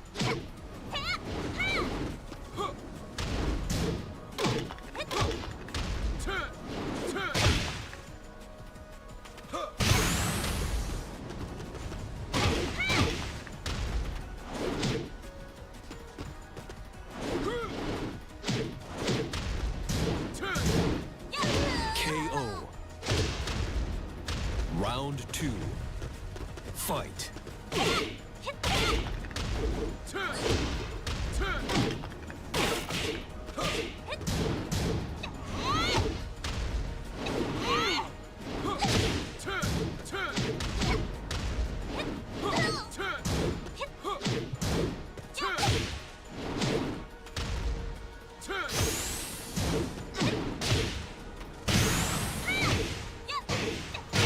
KO.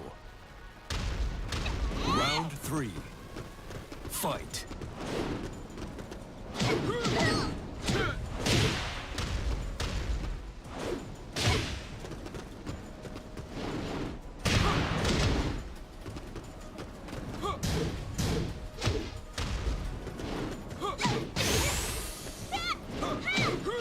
Perfect.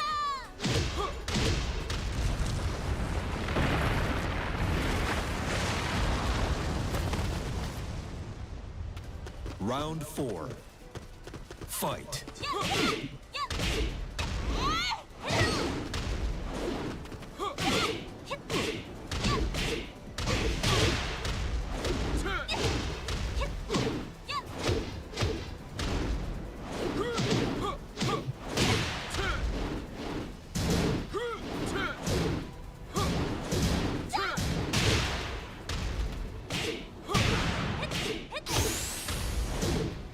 Vamos lá.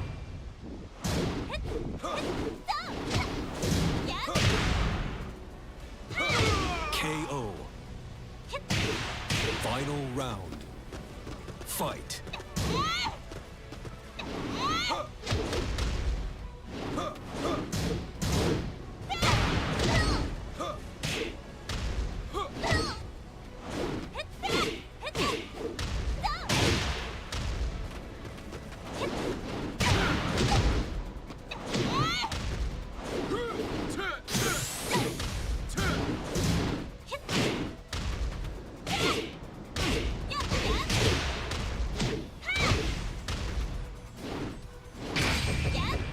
Damn it! Damn it! Damn it! She knew what she needed to do there! You lose. And I hit the wrong input. What do you do? Get ready for the next battle. It's the competition.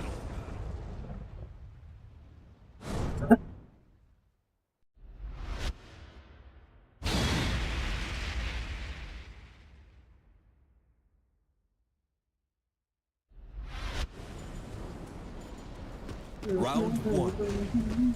Fight.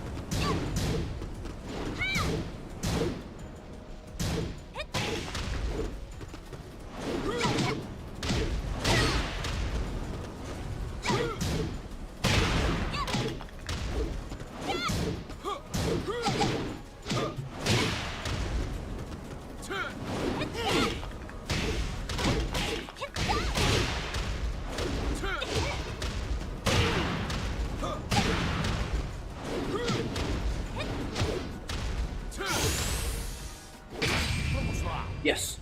Yes, yes, yes! Whew! Vamos acabar com isso agora. KO. Round 2. Fight.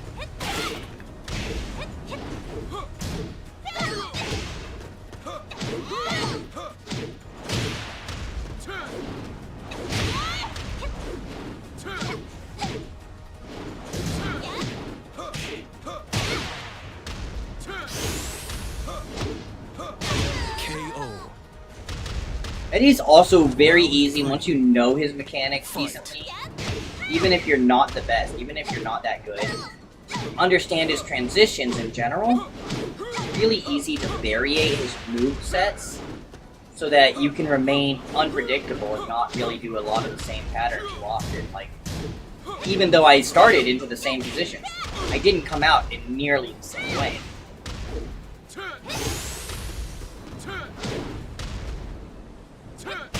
KO. You win. And like, there's no way to predict how Eddie's ever gonna come off the ground.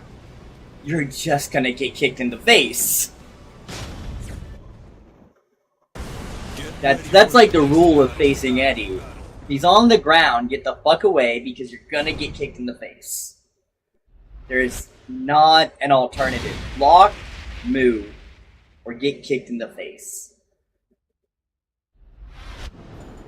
As an Eddie main, I like the Round one. kicked in the face option. Fight.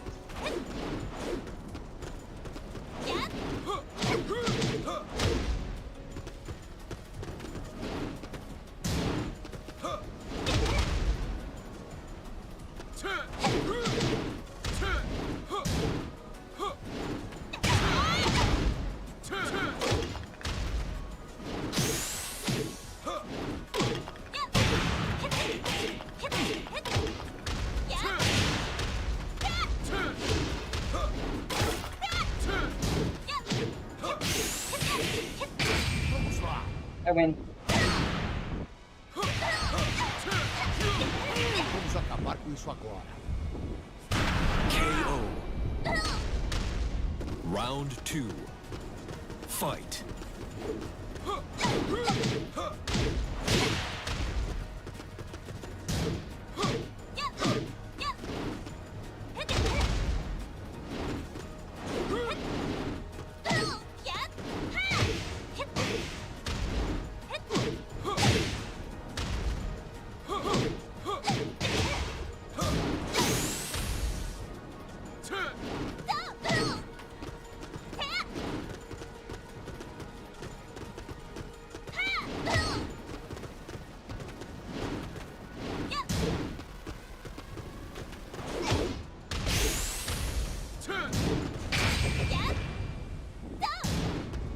Yes! Ah! Because I chose the wrong kick. Round 3. Fight. I should have thrown a knee for sure. But that was just where I was in my pattern, in my usual form of what I was doing for that situation. Not correct.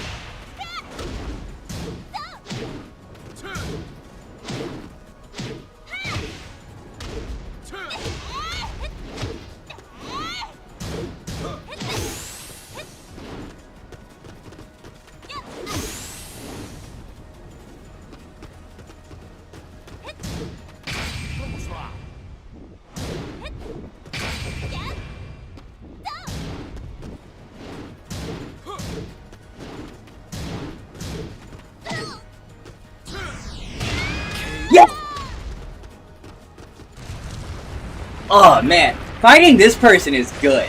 I like this because like Round 4. Fight. this is strategy. This is the chess of Tekken match. Which like a fighting game should very much have the skill level of chess when you're really in it. You should be matching up what your opponent's gonna do and planning and countering, and like when they come to a standstill like that where you're both waiting, because she knows what I'm gonna do. I know what she's gonna do. KO. She knew she was gonna put me in that point and have to juggle me. Final round. You know, I knew I had limited options. She had that match at that point. And that's makes it so much more chess-like. Like, you know, about 10 seconds out from the end was the point in a chess match where you'd be like, okay, I'm defeated, and maybe even just put your king over. KO. And she probably knew she lost that one from the start. I mean, I took that and didn't let go. That was fun. I like it.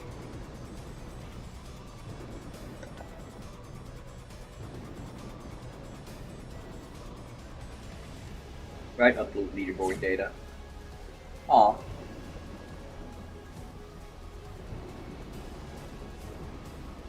But I liked that matchup. That was a good matchup. And not just because I won 2 out of 3. That was a genuinely fun opponent to face off against. And the one round, or a couple of rounds, it was just back and forth poke damage, and we both, like, knowingly wasted our rage art. Like, there were at least 2 rounds where we knew Challenger. we were gonna waste our rage art. We knew once we wasted ours, they were gonna waste theirs. But like, you're gonna do it. You're gonna hit the button because maybe you'll get lucky. And right as you hit the button, and that's what it was down to. It was down to this kind of chess timing of, am I gonna hit the button as you try to poke? Because if yes, you lose. If no, we keep going. And I thought it was a really balanced matchup.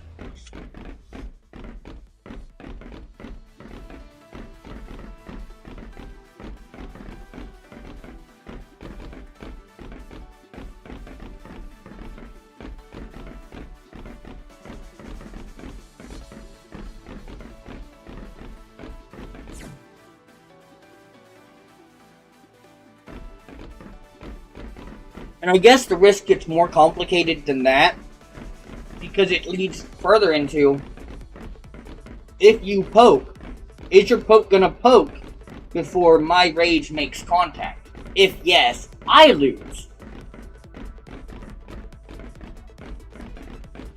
Well, yeah, that was a really, really satisfying mental battle.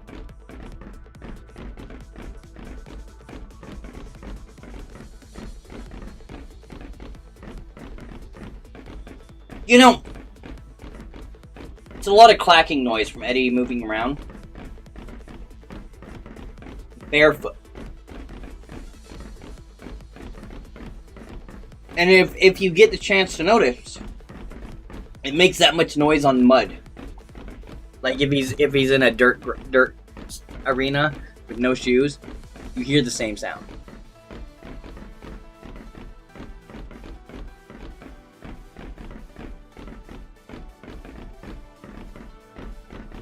It really doesn't even match up to his feet in any good way. It's just a shuffling sound.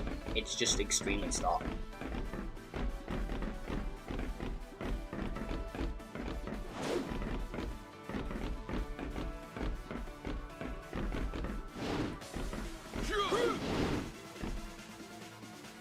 Thank you.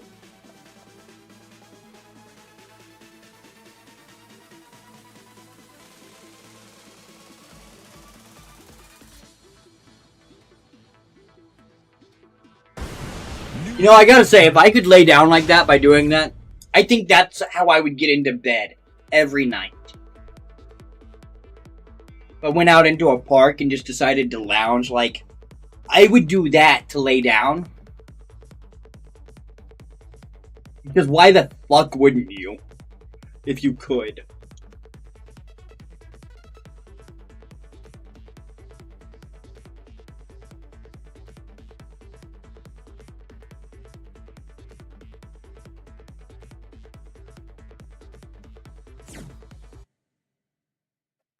Get ready for the next battle.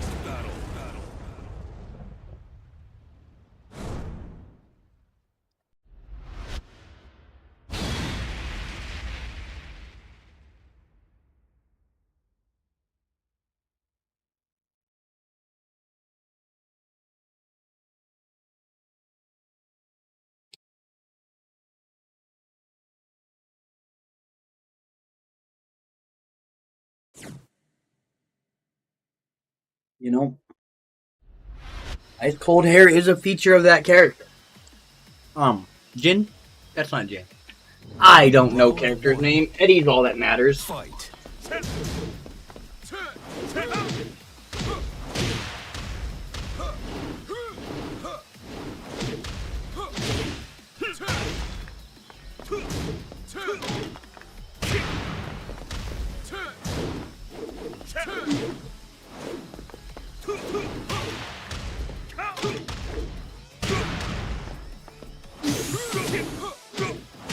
KO. Okay. Round 2. You can get your rage bar. No time for rage arts in here.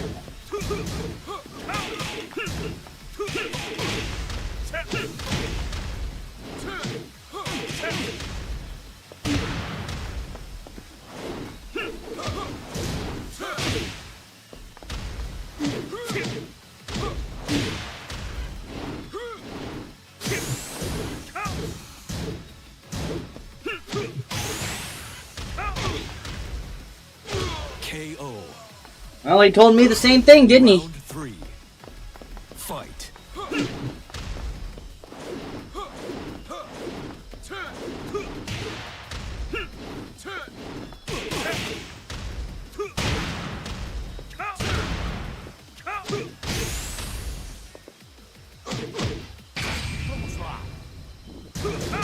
KO. Oof. Round 4. Fight.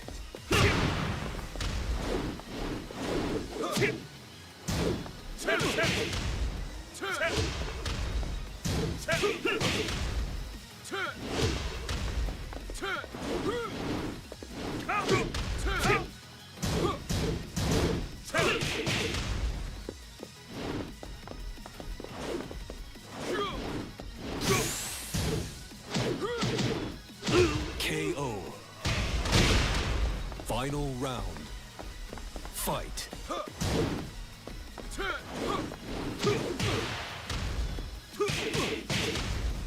Mouse.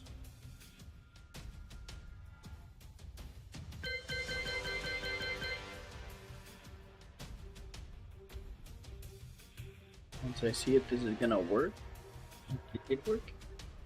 It's not working. Oh. Okay. That's not working.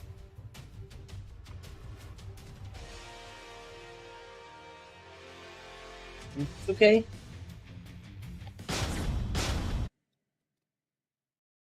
Think it's okay. I also think the lights are too hot, so we might just go monitor.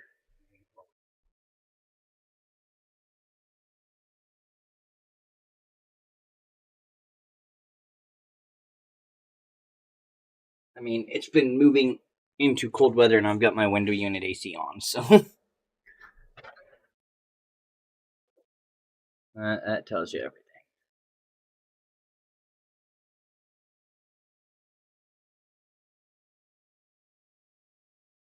Oh, where's that leave me though? Wah, wah, wah, wah, wah. Exactly where it leaves me.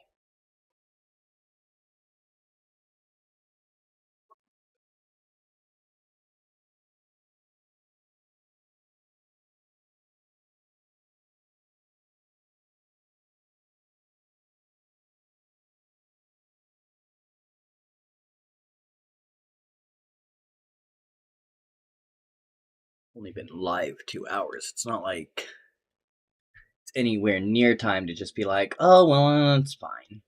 No, no, no. We gotta do more. Even if it's just for my own mental health.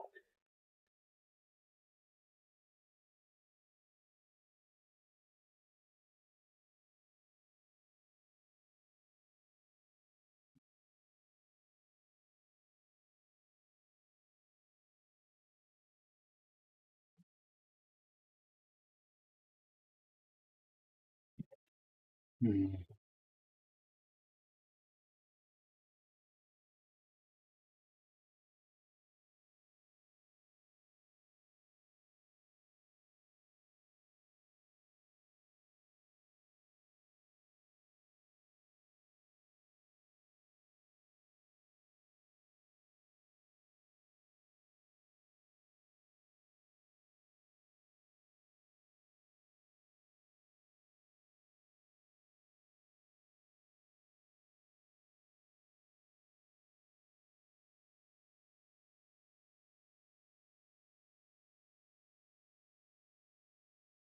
Getting a little bit lost in some completely arbitrary thoughts here.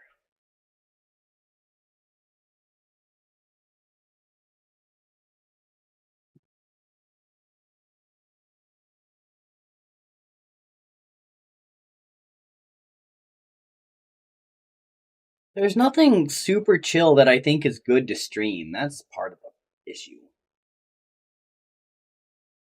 I mean, I should be too concerned about how fun it is to watch live right now.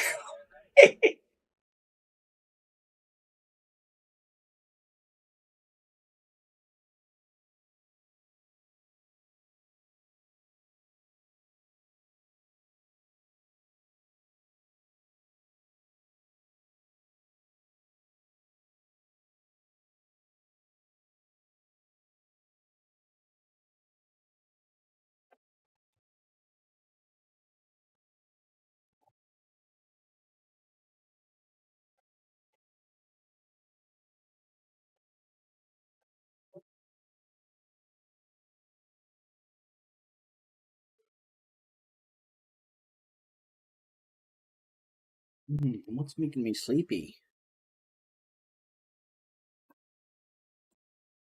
Okay, game.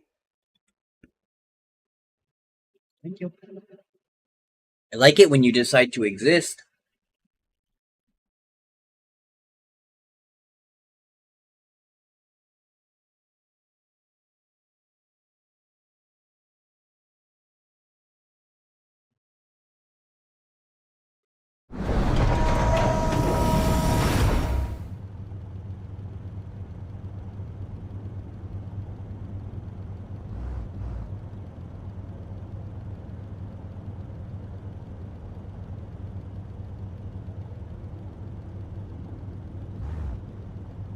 Bots have made a return. I didn't know they were gone. Guess I haven't played in a little bit.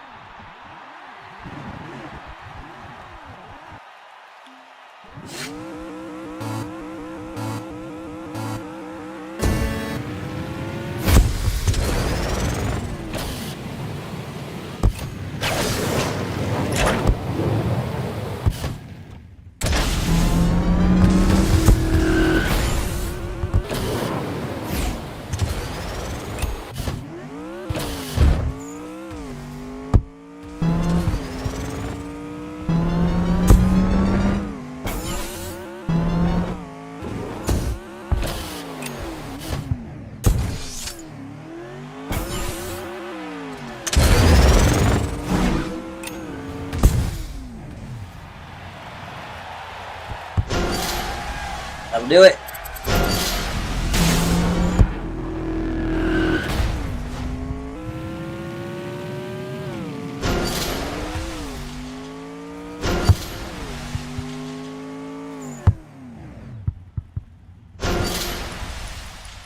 You know, I'm not sure a pumpkin makes a good golf ball.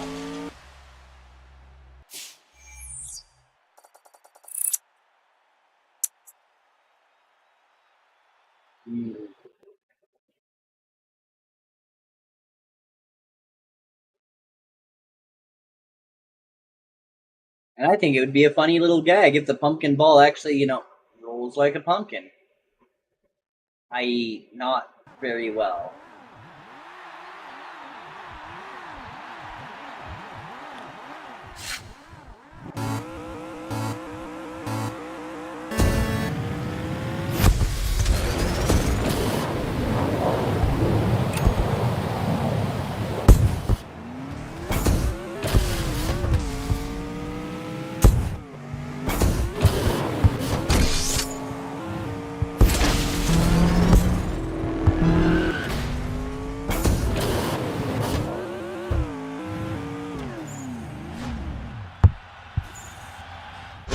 But I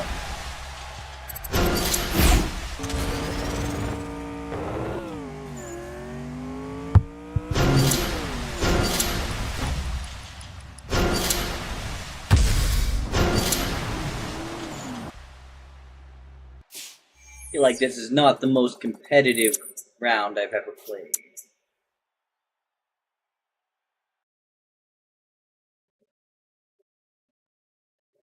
Personal best, 18 seconds. Just never gotten close again. And I don't know if that was through the eye or off to the left either. I don't remember.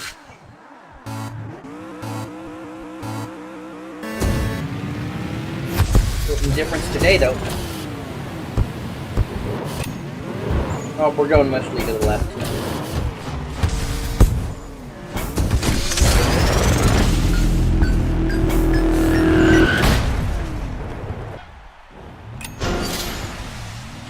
Ah.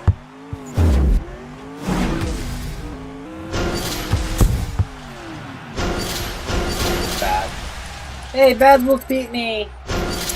Good job. You did less horribly than I did.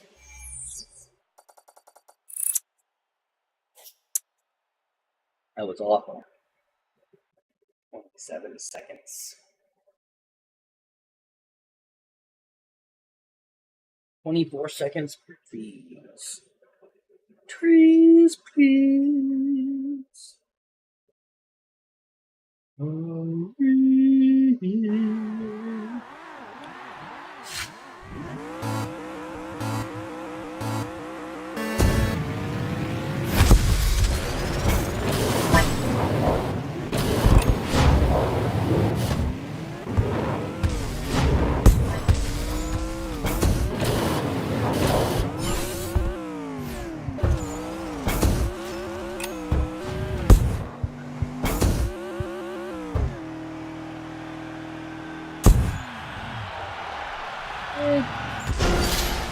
I could have been close if it weren't for the putt being so high. Like, that putt added a solid second and a half, I think, for the height.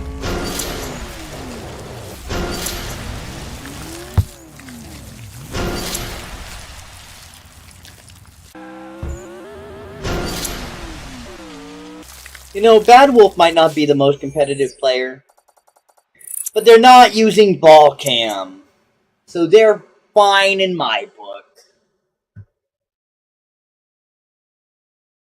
Cam is so bad. It makes you worse in this game. I don't care how much you stand ball cam in Rocket League. This isn't Rocket League. Ball cam is bad because the angle matters so much more. In Rocket League, if you don't get a perfectly exact angle, you're probably going to get close to what you need to do, basically what you want. In this, you really need to hit the ball right, otherwise, like, I was that little bit off from being straight with the hole, and that changes everything about how long this is going to take, the approach I have to take, etc. Would matter. So in Rocket League, being that far off target, that would still be within the goal if you were aiming at the left side of the goal overall. Not so in this. You cannot aim properly with balls. You can't understand the impact of the angle you're about to make because you're not seeing the impact correctly.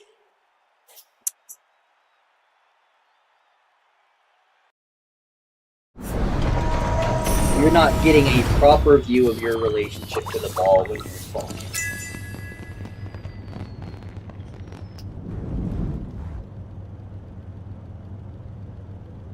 Yeah, we're at the 2-hour mark. It is Debbie time. Dibby dib dab dab.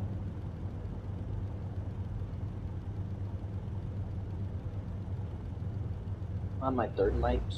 So. Second. I don't know if I'm okay with that or disappointed because, like, the point is to drink. And I've been sipping. So I went and took a big gulp.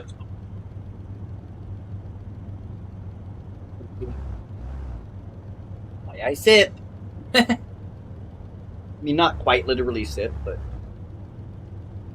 I don't drink in a time frame that really actually gets me. I metabolize alcohol faster than I drink alcohol. And that shouldn't be possible, but like 3 out of 2 doctors agree that my metabolism is really weird. I mean, obviously not 9 out of 10 because I haven't seen 10 doctors about it.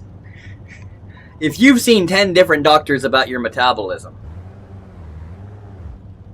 you've basically accomplished something.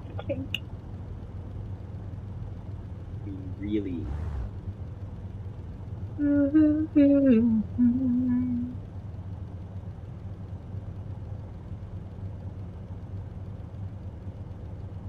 You know, my dad gave me this dab, so I'm not going to complain about it being literally a little bit dirty. I'm pretty sure it's just like char from flour, but like it's literally a little bit dirty.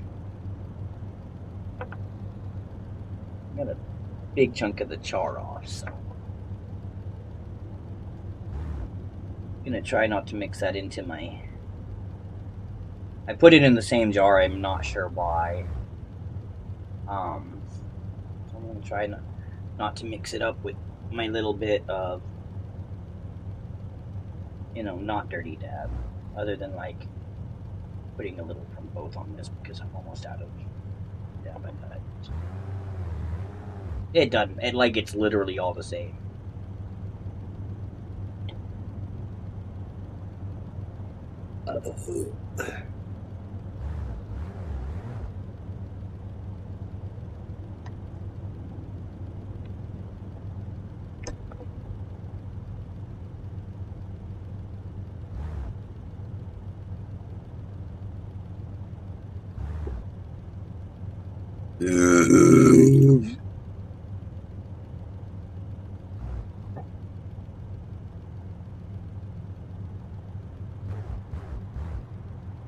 I can't really explain the internal thought process, but I just realized part of my dad's problem is that he took that song to head, one day at a time, sweet Jesus, one day at a time. And he took that quite to heart and took it to mean, I need to make sure to never plan for more than what's happening today and to never be more prepared than for the next 5 minutes of my life because only one day matters at a time. And that is the wrong message from that song.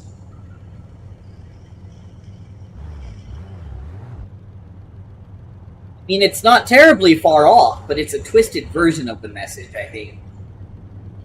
Maybe accurate the most.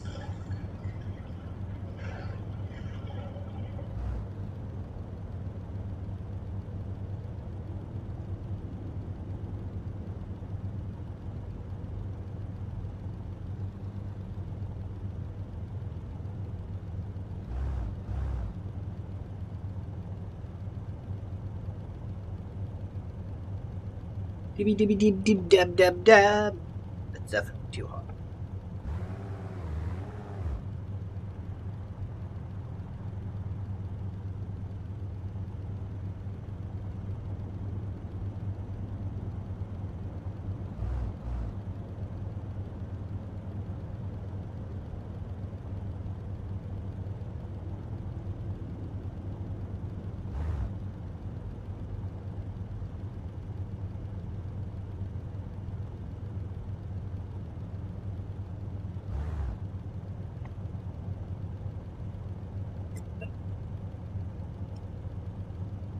Oh man.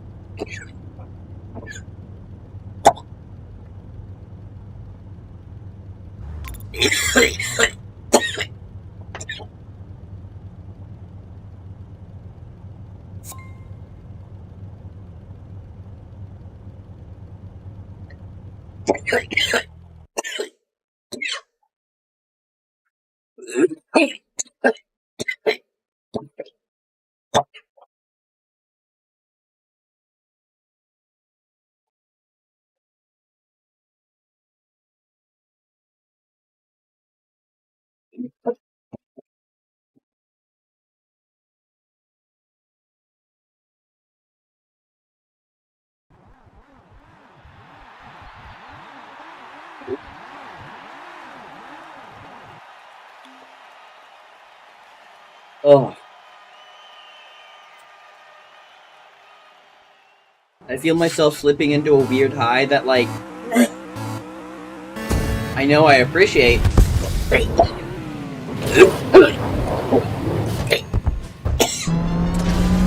Because the other side of it, like the second half of the high, is really what I need medicinally. However, like many medicines, it's not the most pleasant start. Just in this case, it's a highness that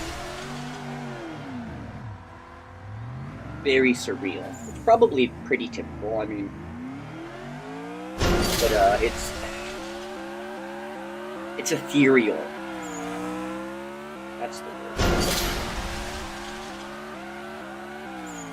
And sometimes in a way that can be like scary, where I need to go find comfort for a little bit. But then what's left after that is like good. Okay, homie, you're pink and red. What are you doing? You're letting your little sister play, aren't you? Except no, because like your little sister isn't gonna be doing those flips and shit like that. Heck yeah.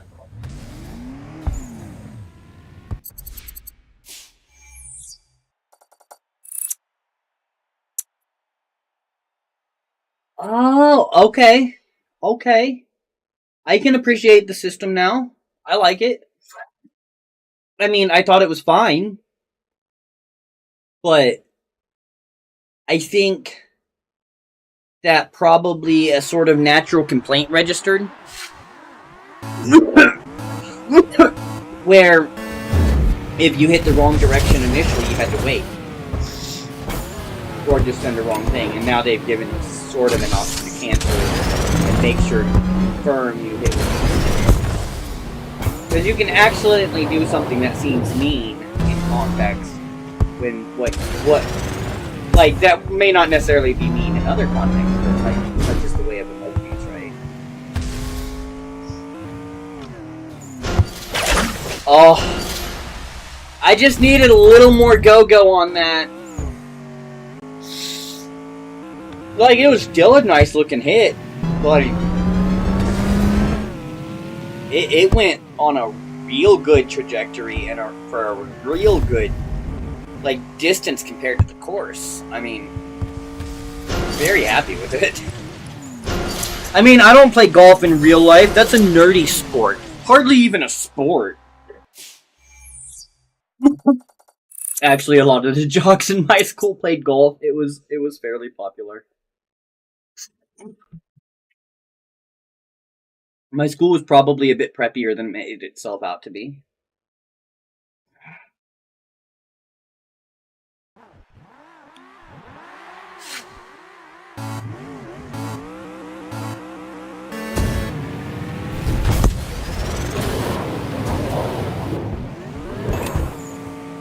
It's funny too, because like,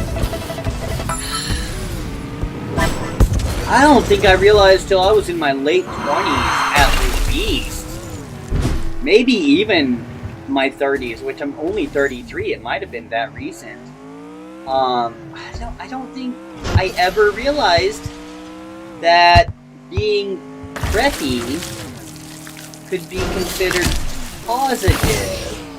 Although typically when it is, it's a different type of preppy than what I grew up with calling preppy. Because like, in real society, I guess preppy is like, you know, prep school.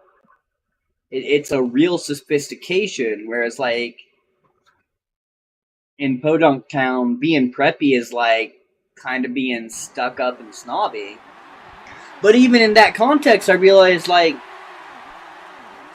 the preppies are still the cool kids, and they're aware that they're preps. Like, whether it means a prep school student or, like, a stuck-up preppy, what I would call a preppy in high school, you know? Yeah. I don't know. Just one of those weird things where you realize culture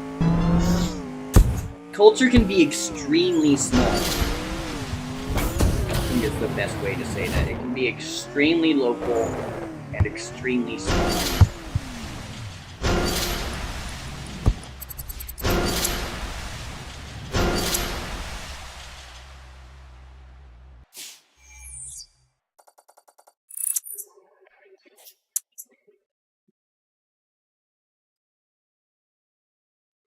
Next flavor is black cherry. That's one of my favorites.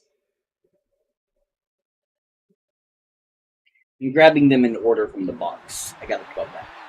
12-pack variety pack. It's 4 flavors, 3 of each. The only way to go.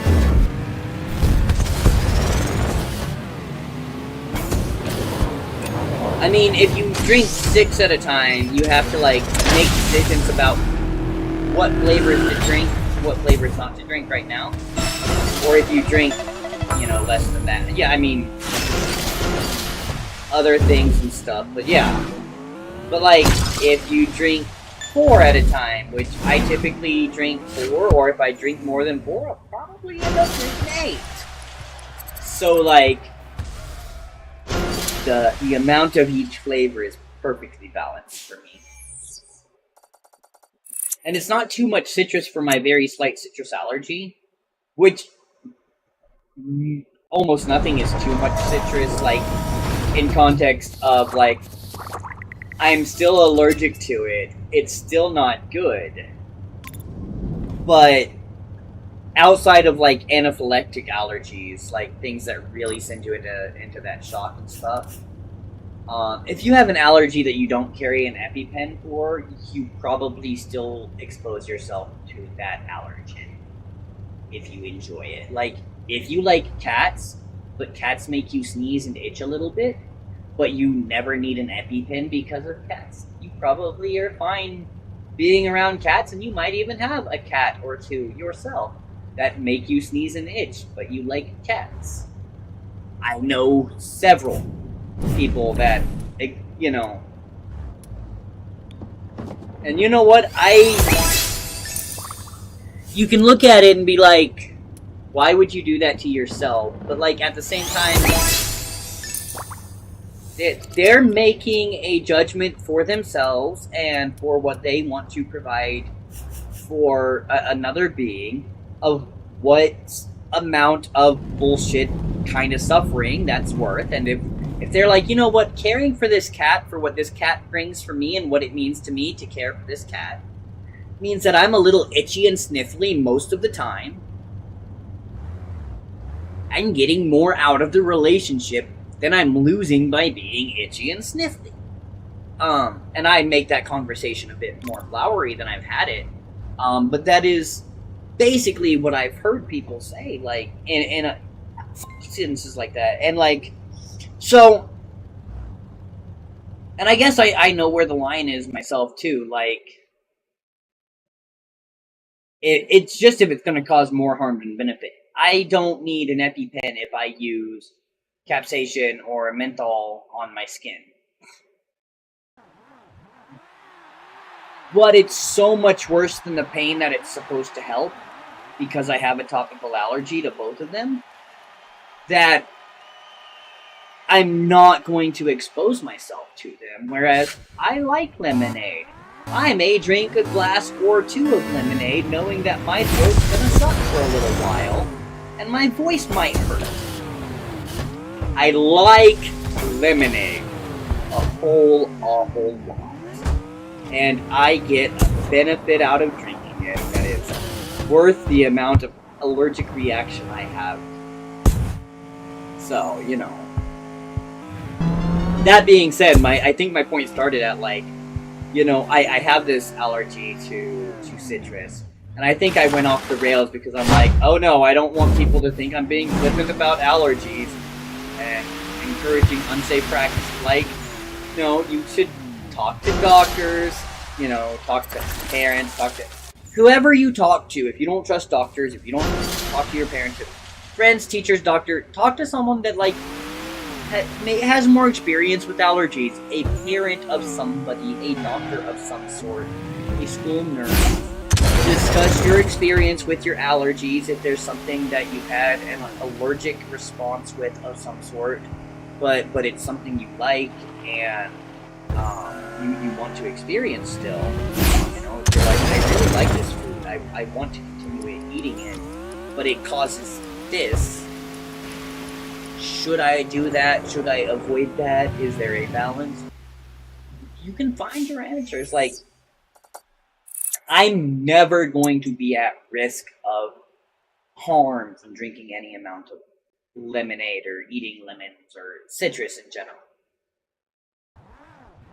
My throat's just gonna suck.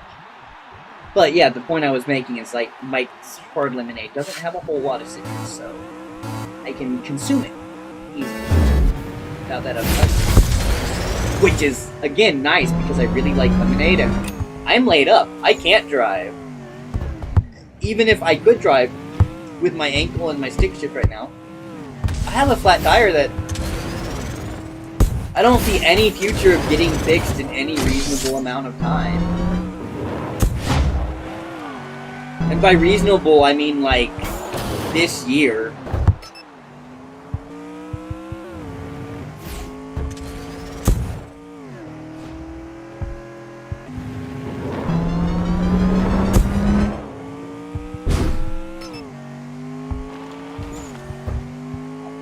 That tree, okay, is it gonna go? No, because that tree. I thought that was It's always from there, always smarter to go back up the hill and take the shot down. Every time. I would not have gotten first. Nick would have beat me if I had gone around. And I know that's a 7-second difference. And some. 7-second, almost 8-second difference. He would have beat me if I tried to go around. That's how vital it is to know when to reset and when to chase your ball.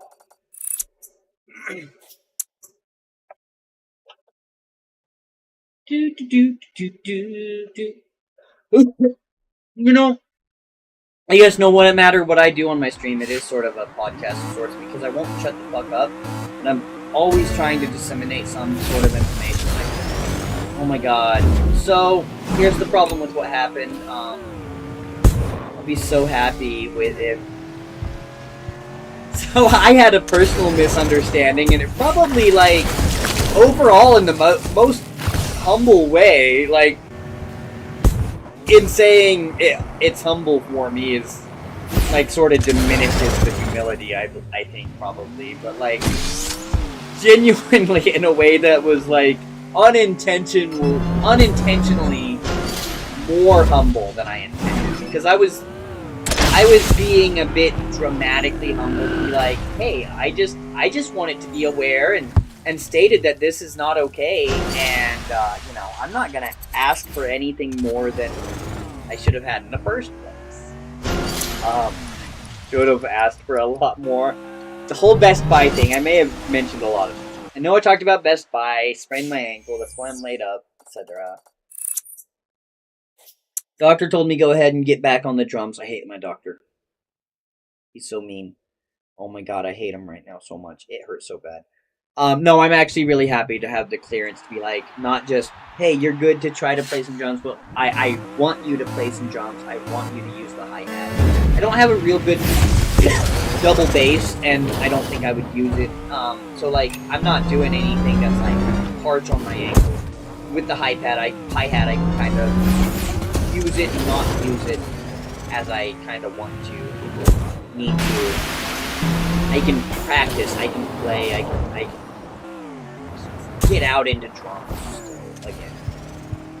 It's only been a week, so that's better than what I expected. So that's the point there. But it hurts to sit and play some drums.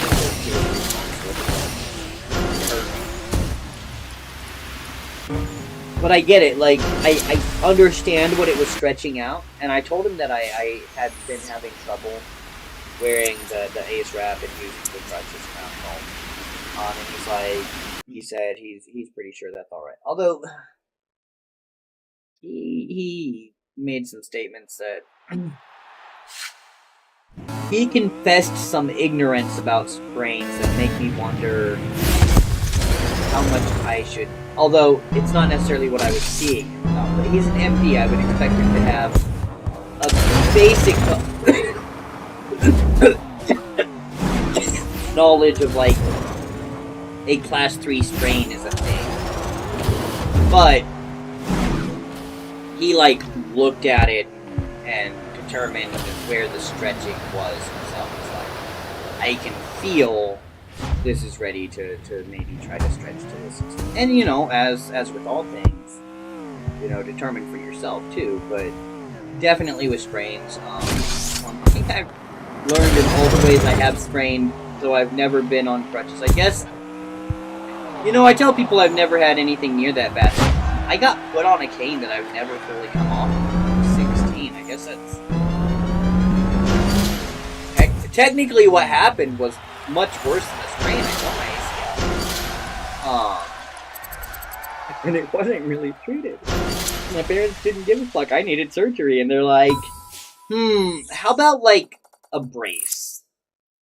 And I'm like, but the doctor said surgery, and they're like, right, but money, a brace. And I'm like, but you work for the state and have state insurance, and they're like, right, but if we don't use it, we get money, so a brace. And I'm like, oh, okay. I had no idea I was being abused at the time. They were my parents. They knew what they were doing. I mean, they knew what was right. They knew what to do correctly, so I didn't question them. Right?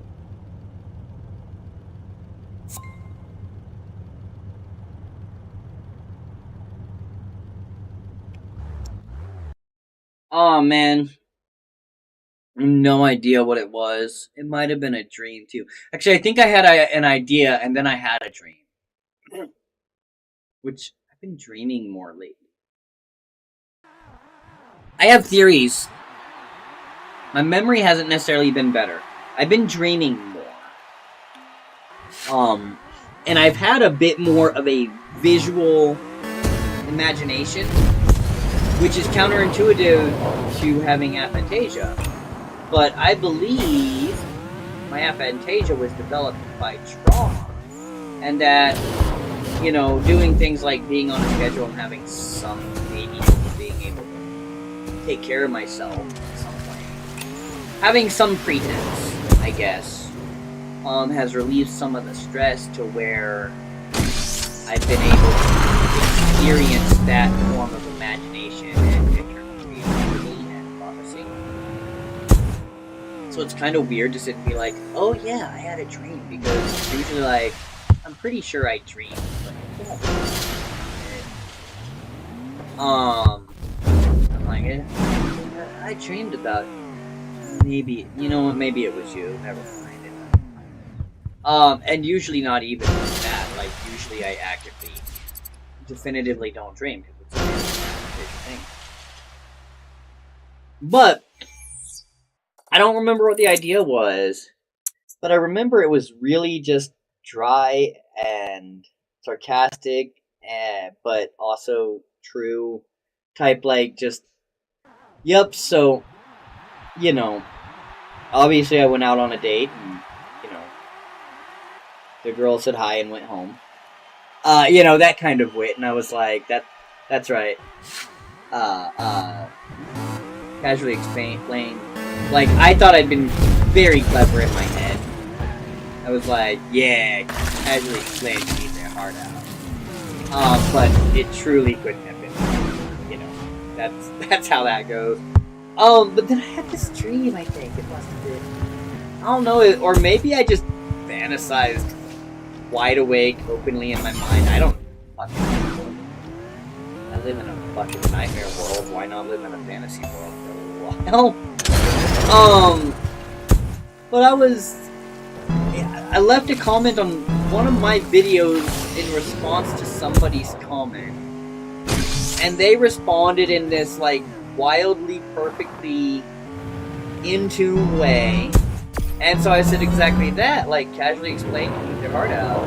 And then, like, casually explained showed up in my comments, and they're like, somebody said something to me.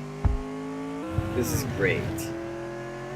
And then did, like, some casually explained narrative about the meta nature of the comments.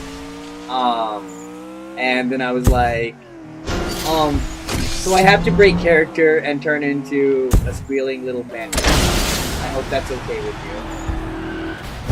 And naturally, he was like, well, yeah, casually explained squealing fangirls. And then I woke up. It was wild. Like, that was a wild dream. That was exciting. I woke up, my heart was racing. I was breathing fast.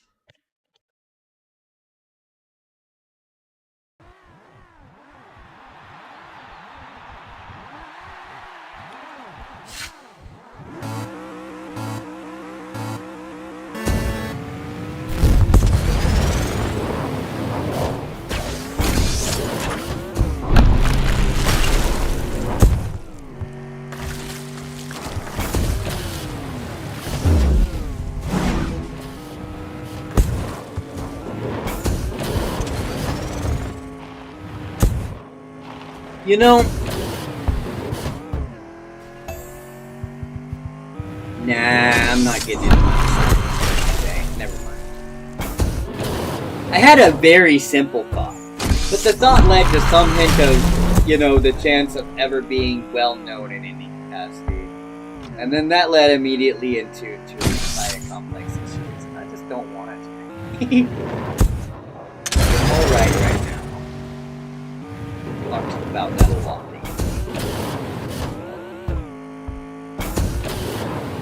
And you know, it's a weird world when you can be like, oh yeah, I'm perfectly aware of my issue.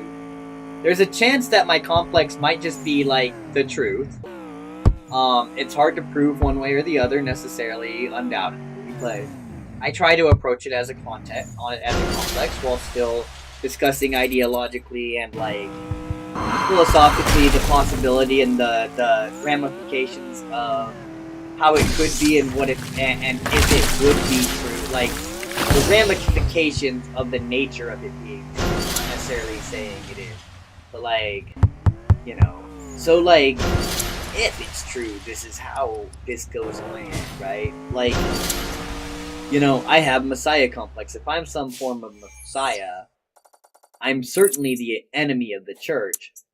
And I think I've said more than once around here that, like, I think that if there's a second coming of Christ, he would be the enemy of the church. He was then, he would be now. The church hasn't changed. It didn't learn, it didn't get better. So why would he like it anymore when nothing is any different? There is now in my town literally a mall that has been...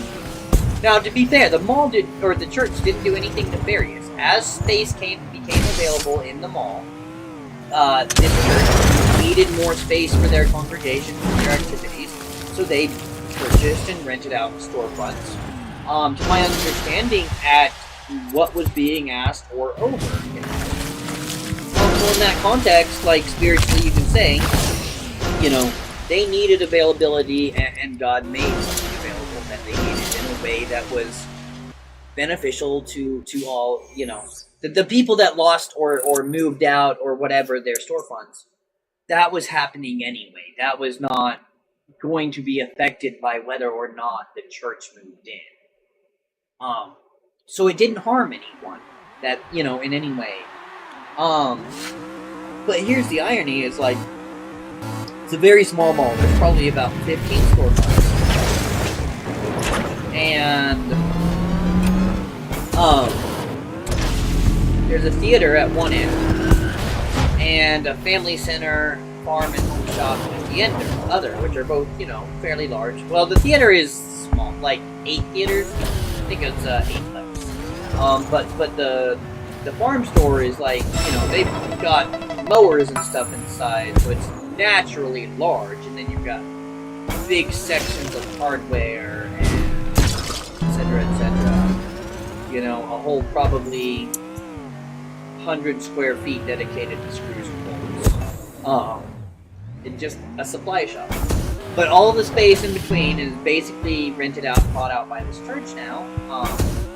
And again, they did it in a completely fair, reasonable way that I have no animosity. What I find absolutely fucking amusing, which again is not necessarily reflective of the church in any way. The only storefront, I think, now that is not owned or rented by that church is the tax collector's office. So essentially, that mall can be said to be the church. But when you walk in the door, the first thing you pass is the tax collector's office. I'm like, wasn't there something even in the compiled works that became the Bible according to the Ecumenical Council about this? And how it's not okay? And I'm like, yeah, Jesus is gonna come back and love the church.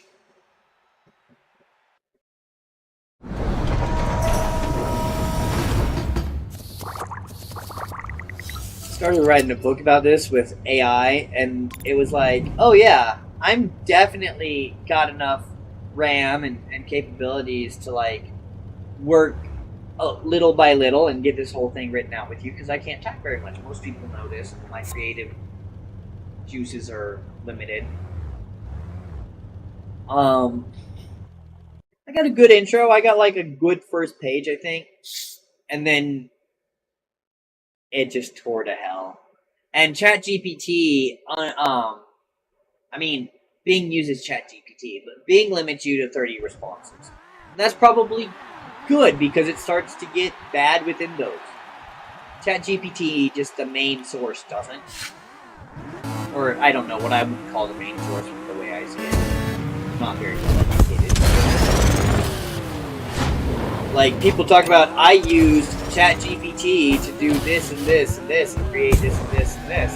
And I'm like, okay, if I go into ChatGPT and say, hey, here's a bank account with $100, go make money, it's not gonna do that.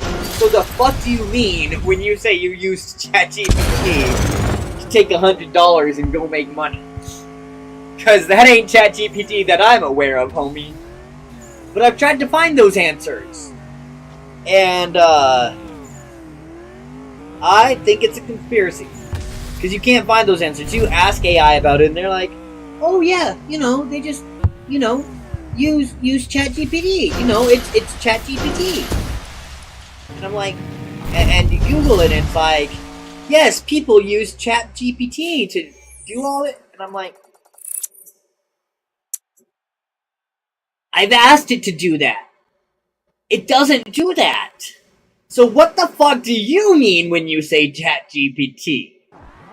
Because I mean when I type chatgpt.com, which I think is not what people mean when they say ChatGPT. But I'm dumb, and there's not information out there for dumb. There's not ChatGPT for dummies.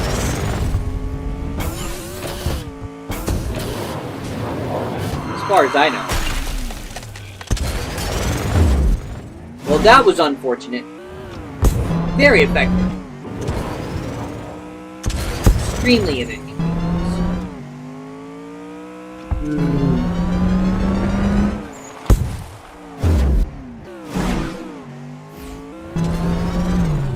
Damn it.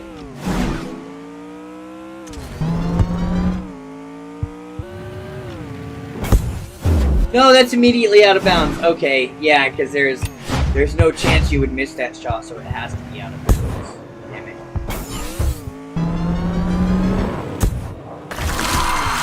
If I had enough alcohol to say I'm tipsy, can I blame it on alcohol?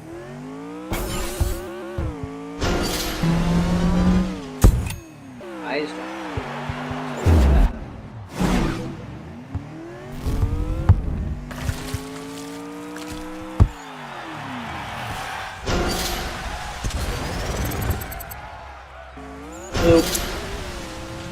I mean, ice cream emoji.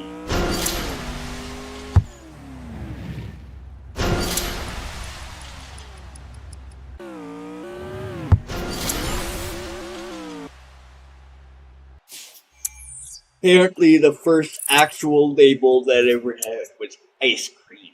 Like, no. In no universe, in any world, was it ever ice cream. Just like the emoji that looks like an eggplant was never in any universe ever an eggplant.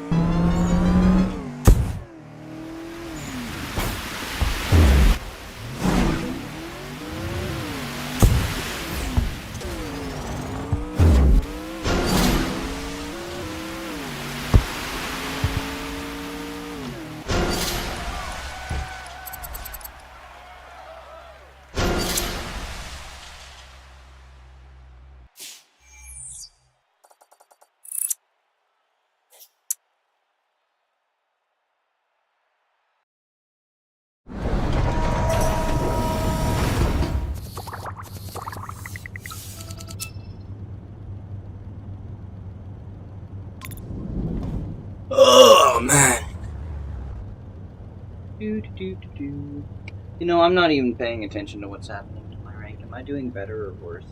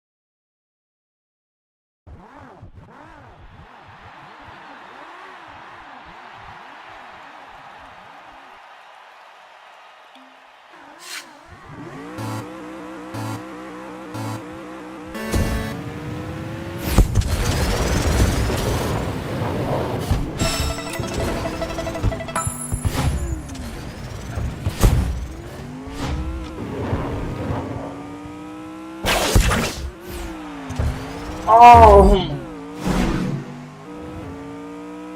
I haven't used that much, so I don't really know how to judge it, but I thought I had to. Oh, fourth even.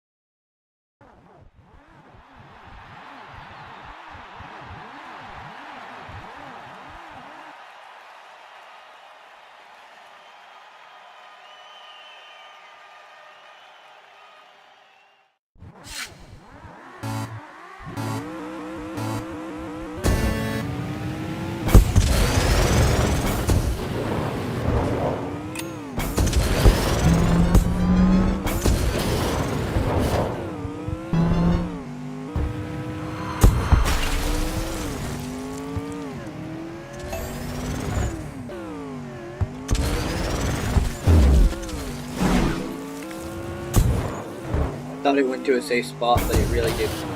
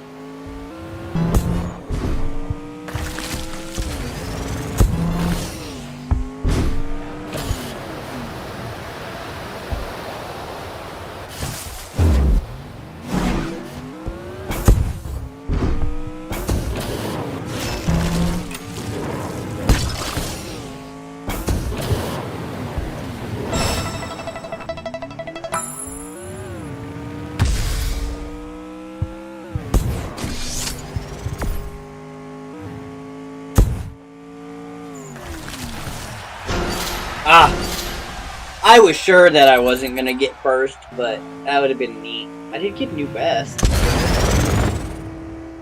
I got a new best that got beat by someone's new best. By almost a full second, though. But I know where I made the mistake. Some of it's just a little bit RNG-ish. Cause like, it's hard to hit the ball exactly the same way every time. And small differences in this differences.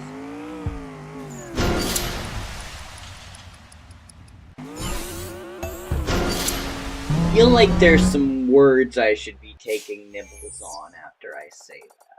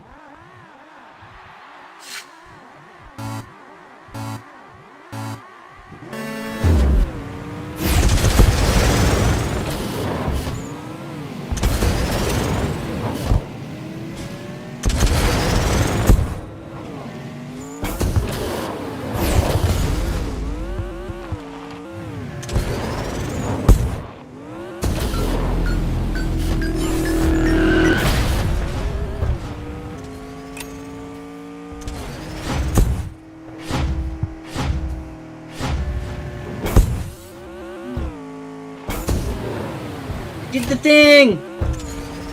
I really did the thing. I nailed the fuck out of the thing! Damn. If that's not a shot of the match, I'm gonna be mad. That was beautiful. And like, blind, because with that wheel there, I couldn't tell the hole was there, I just knew I was generally going towards it.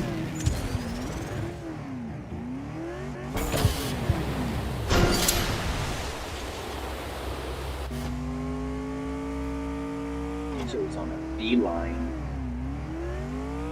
With basically the right arc, too.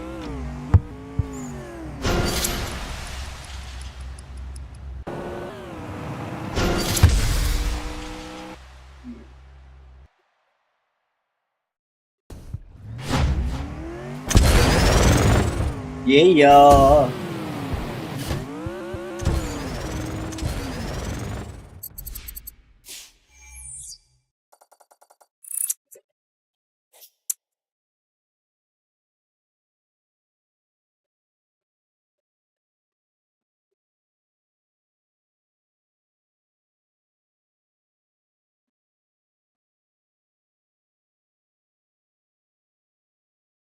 I feel vindicated because someone else felt that was worthy of putting their effort into pressing buttons to tell me that was a good shot.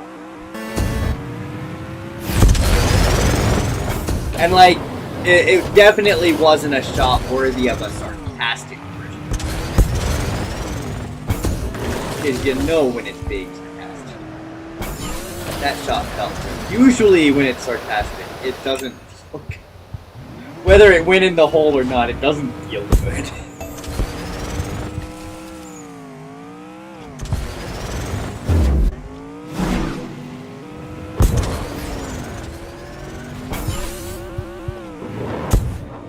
My car took off with a little more gusto than I anticipated.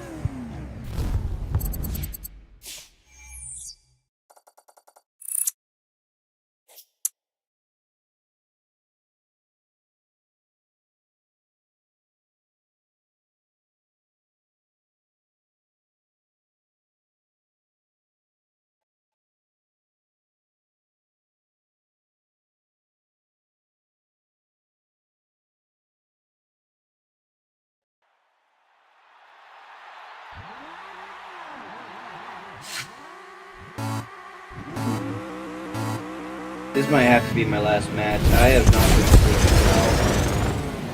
My eyes, if nothing else, are making me weird. So it's unfortunate. It'll be better. I'll be prepared tomorrow now that.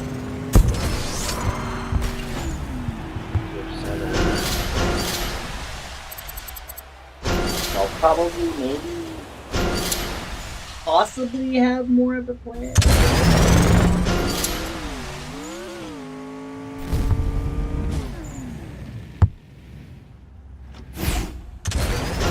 But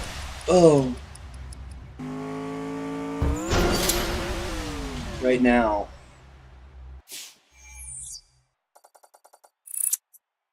you know, sometimes your everything just decides a thing. I mean, try to make it through these 2 holes. This is like, you know, a 25-second most hole for the most part. Terminal 19, is that? That's what I'm thinking it is. It might be more like minute-long holes, but like it comes down to loading times.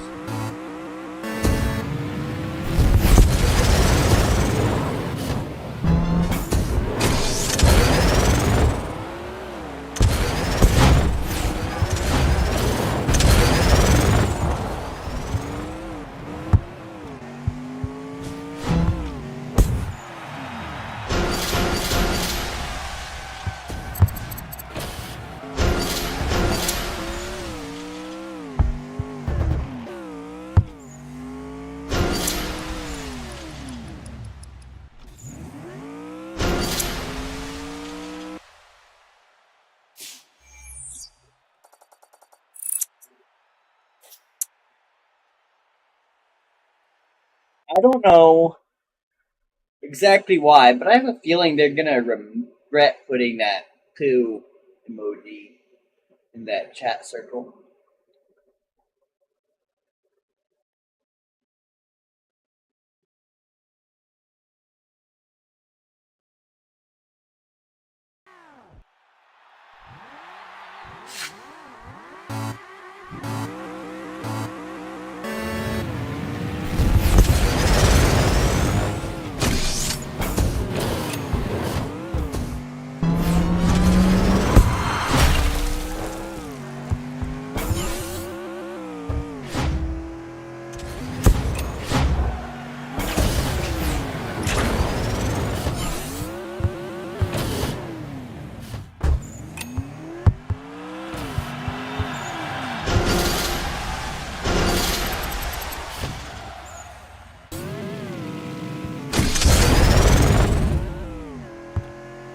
All anyone's ever gonna use ever for anything, ever.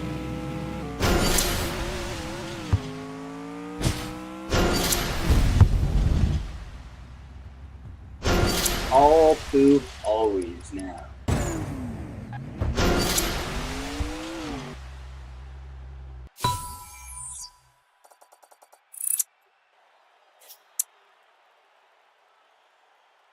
Oh.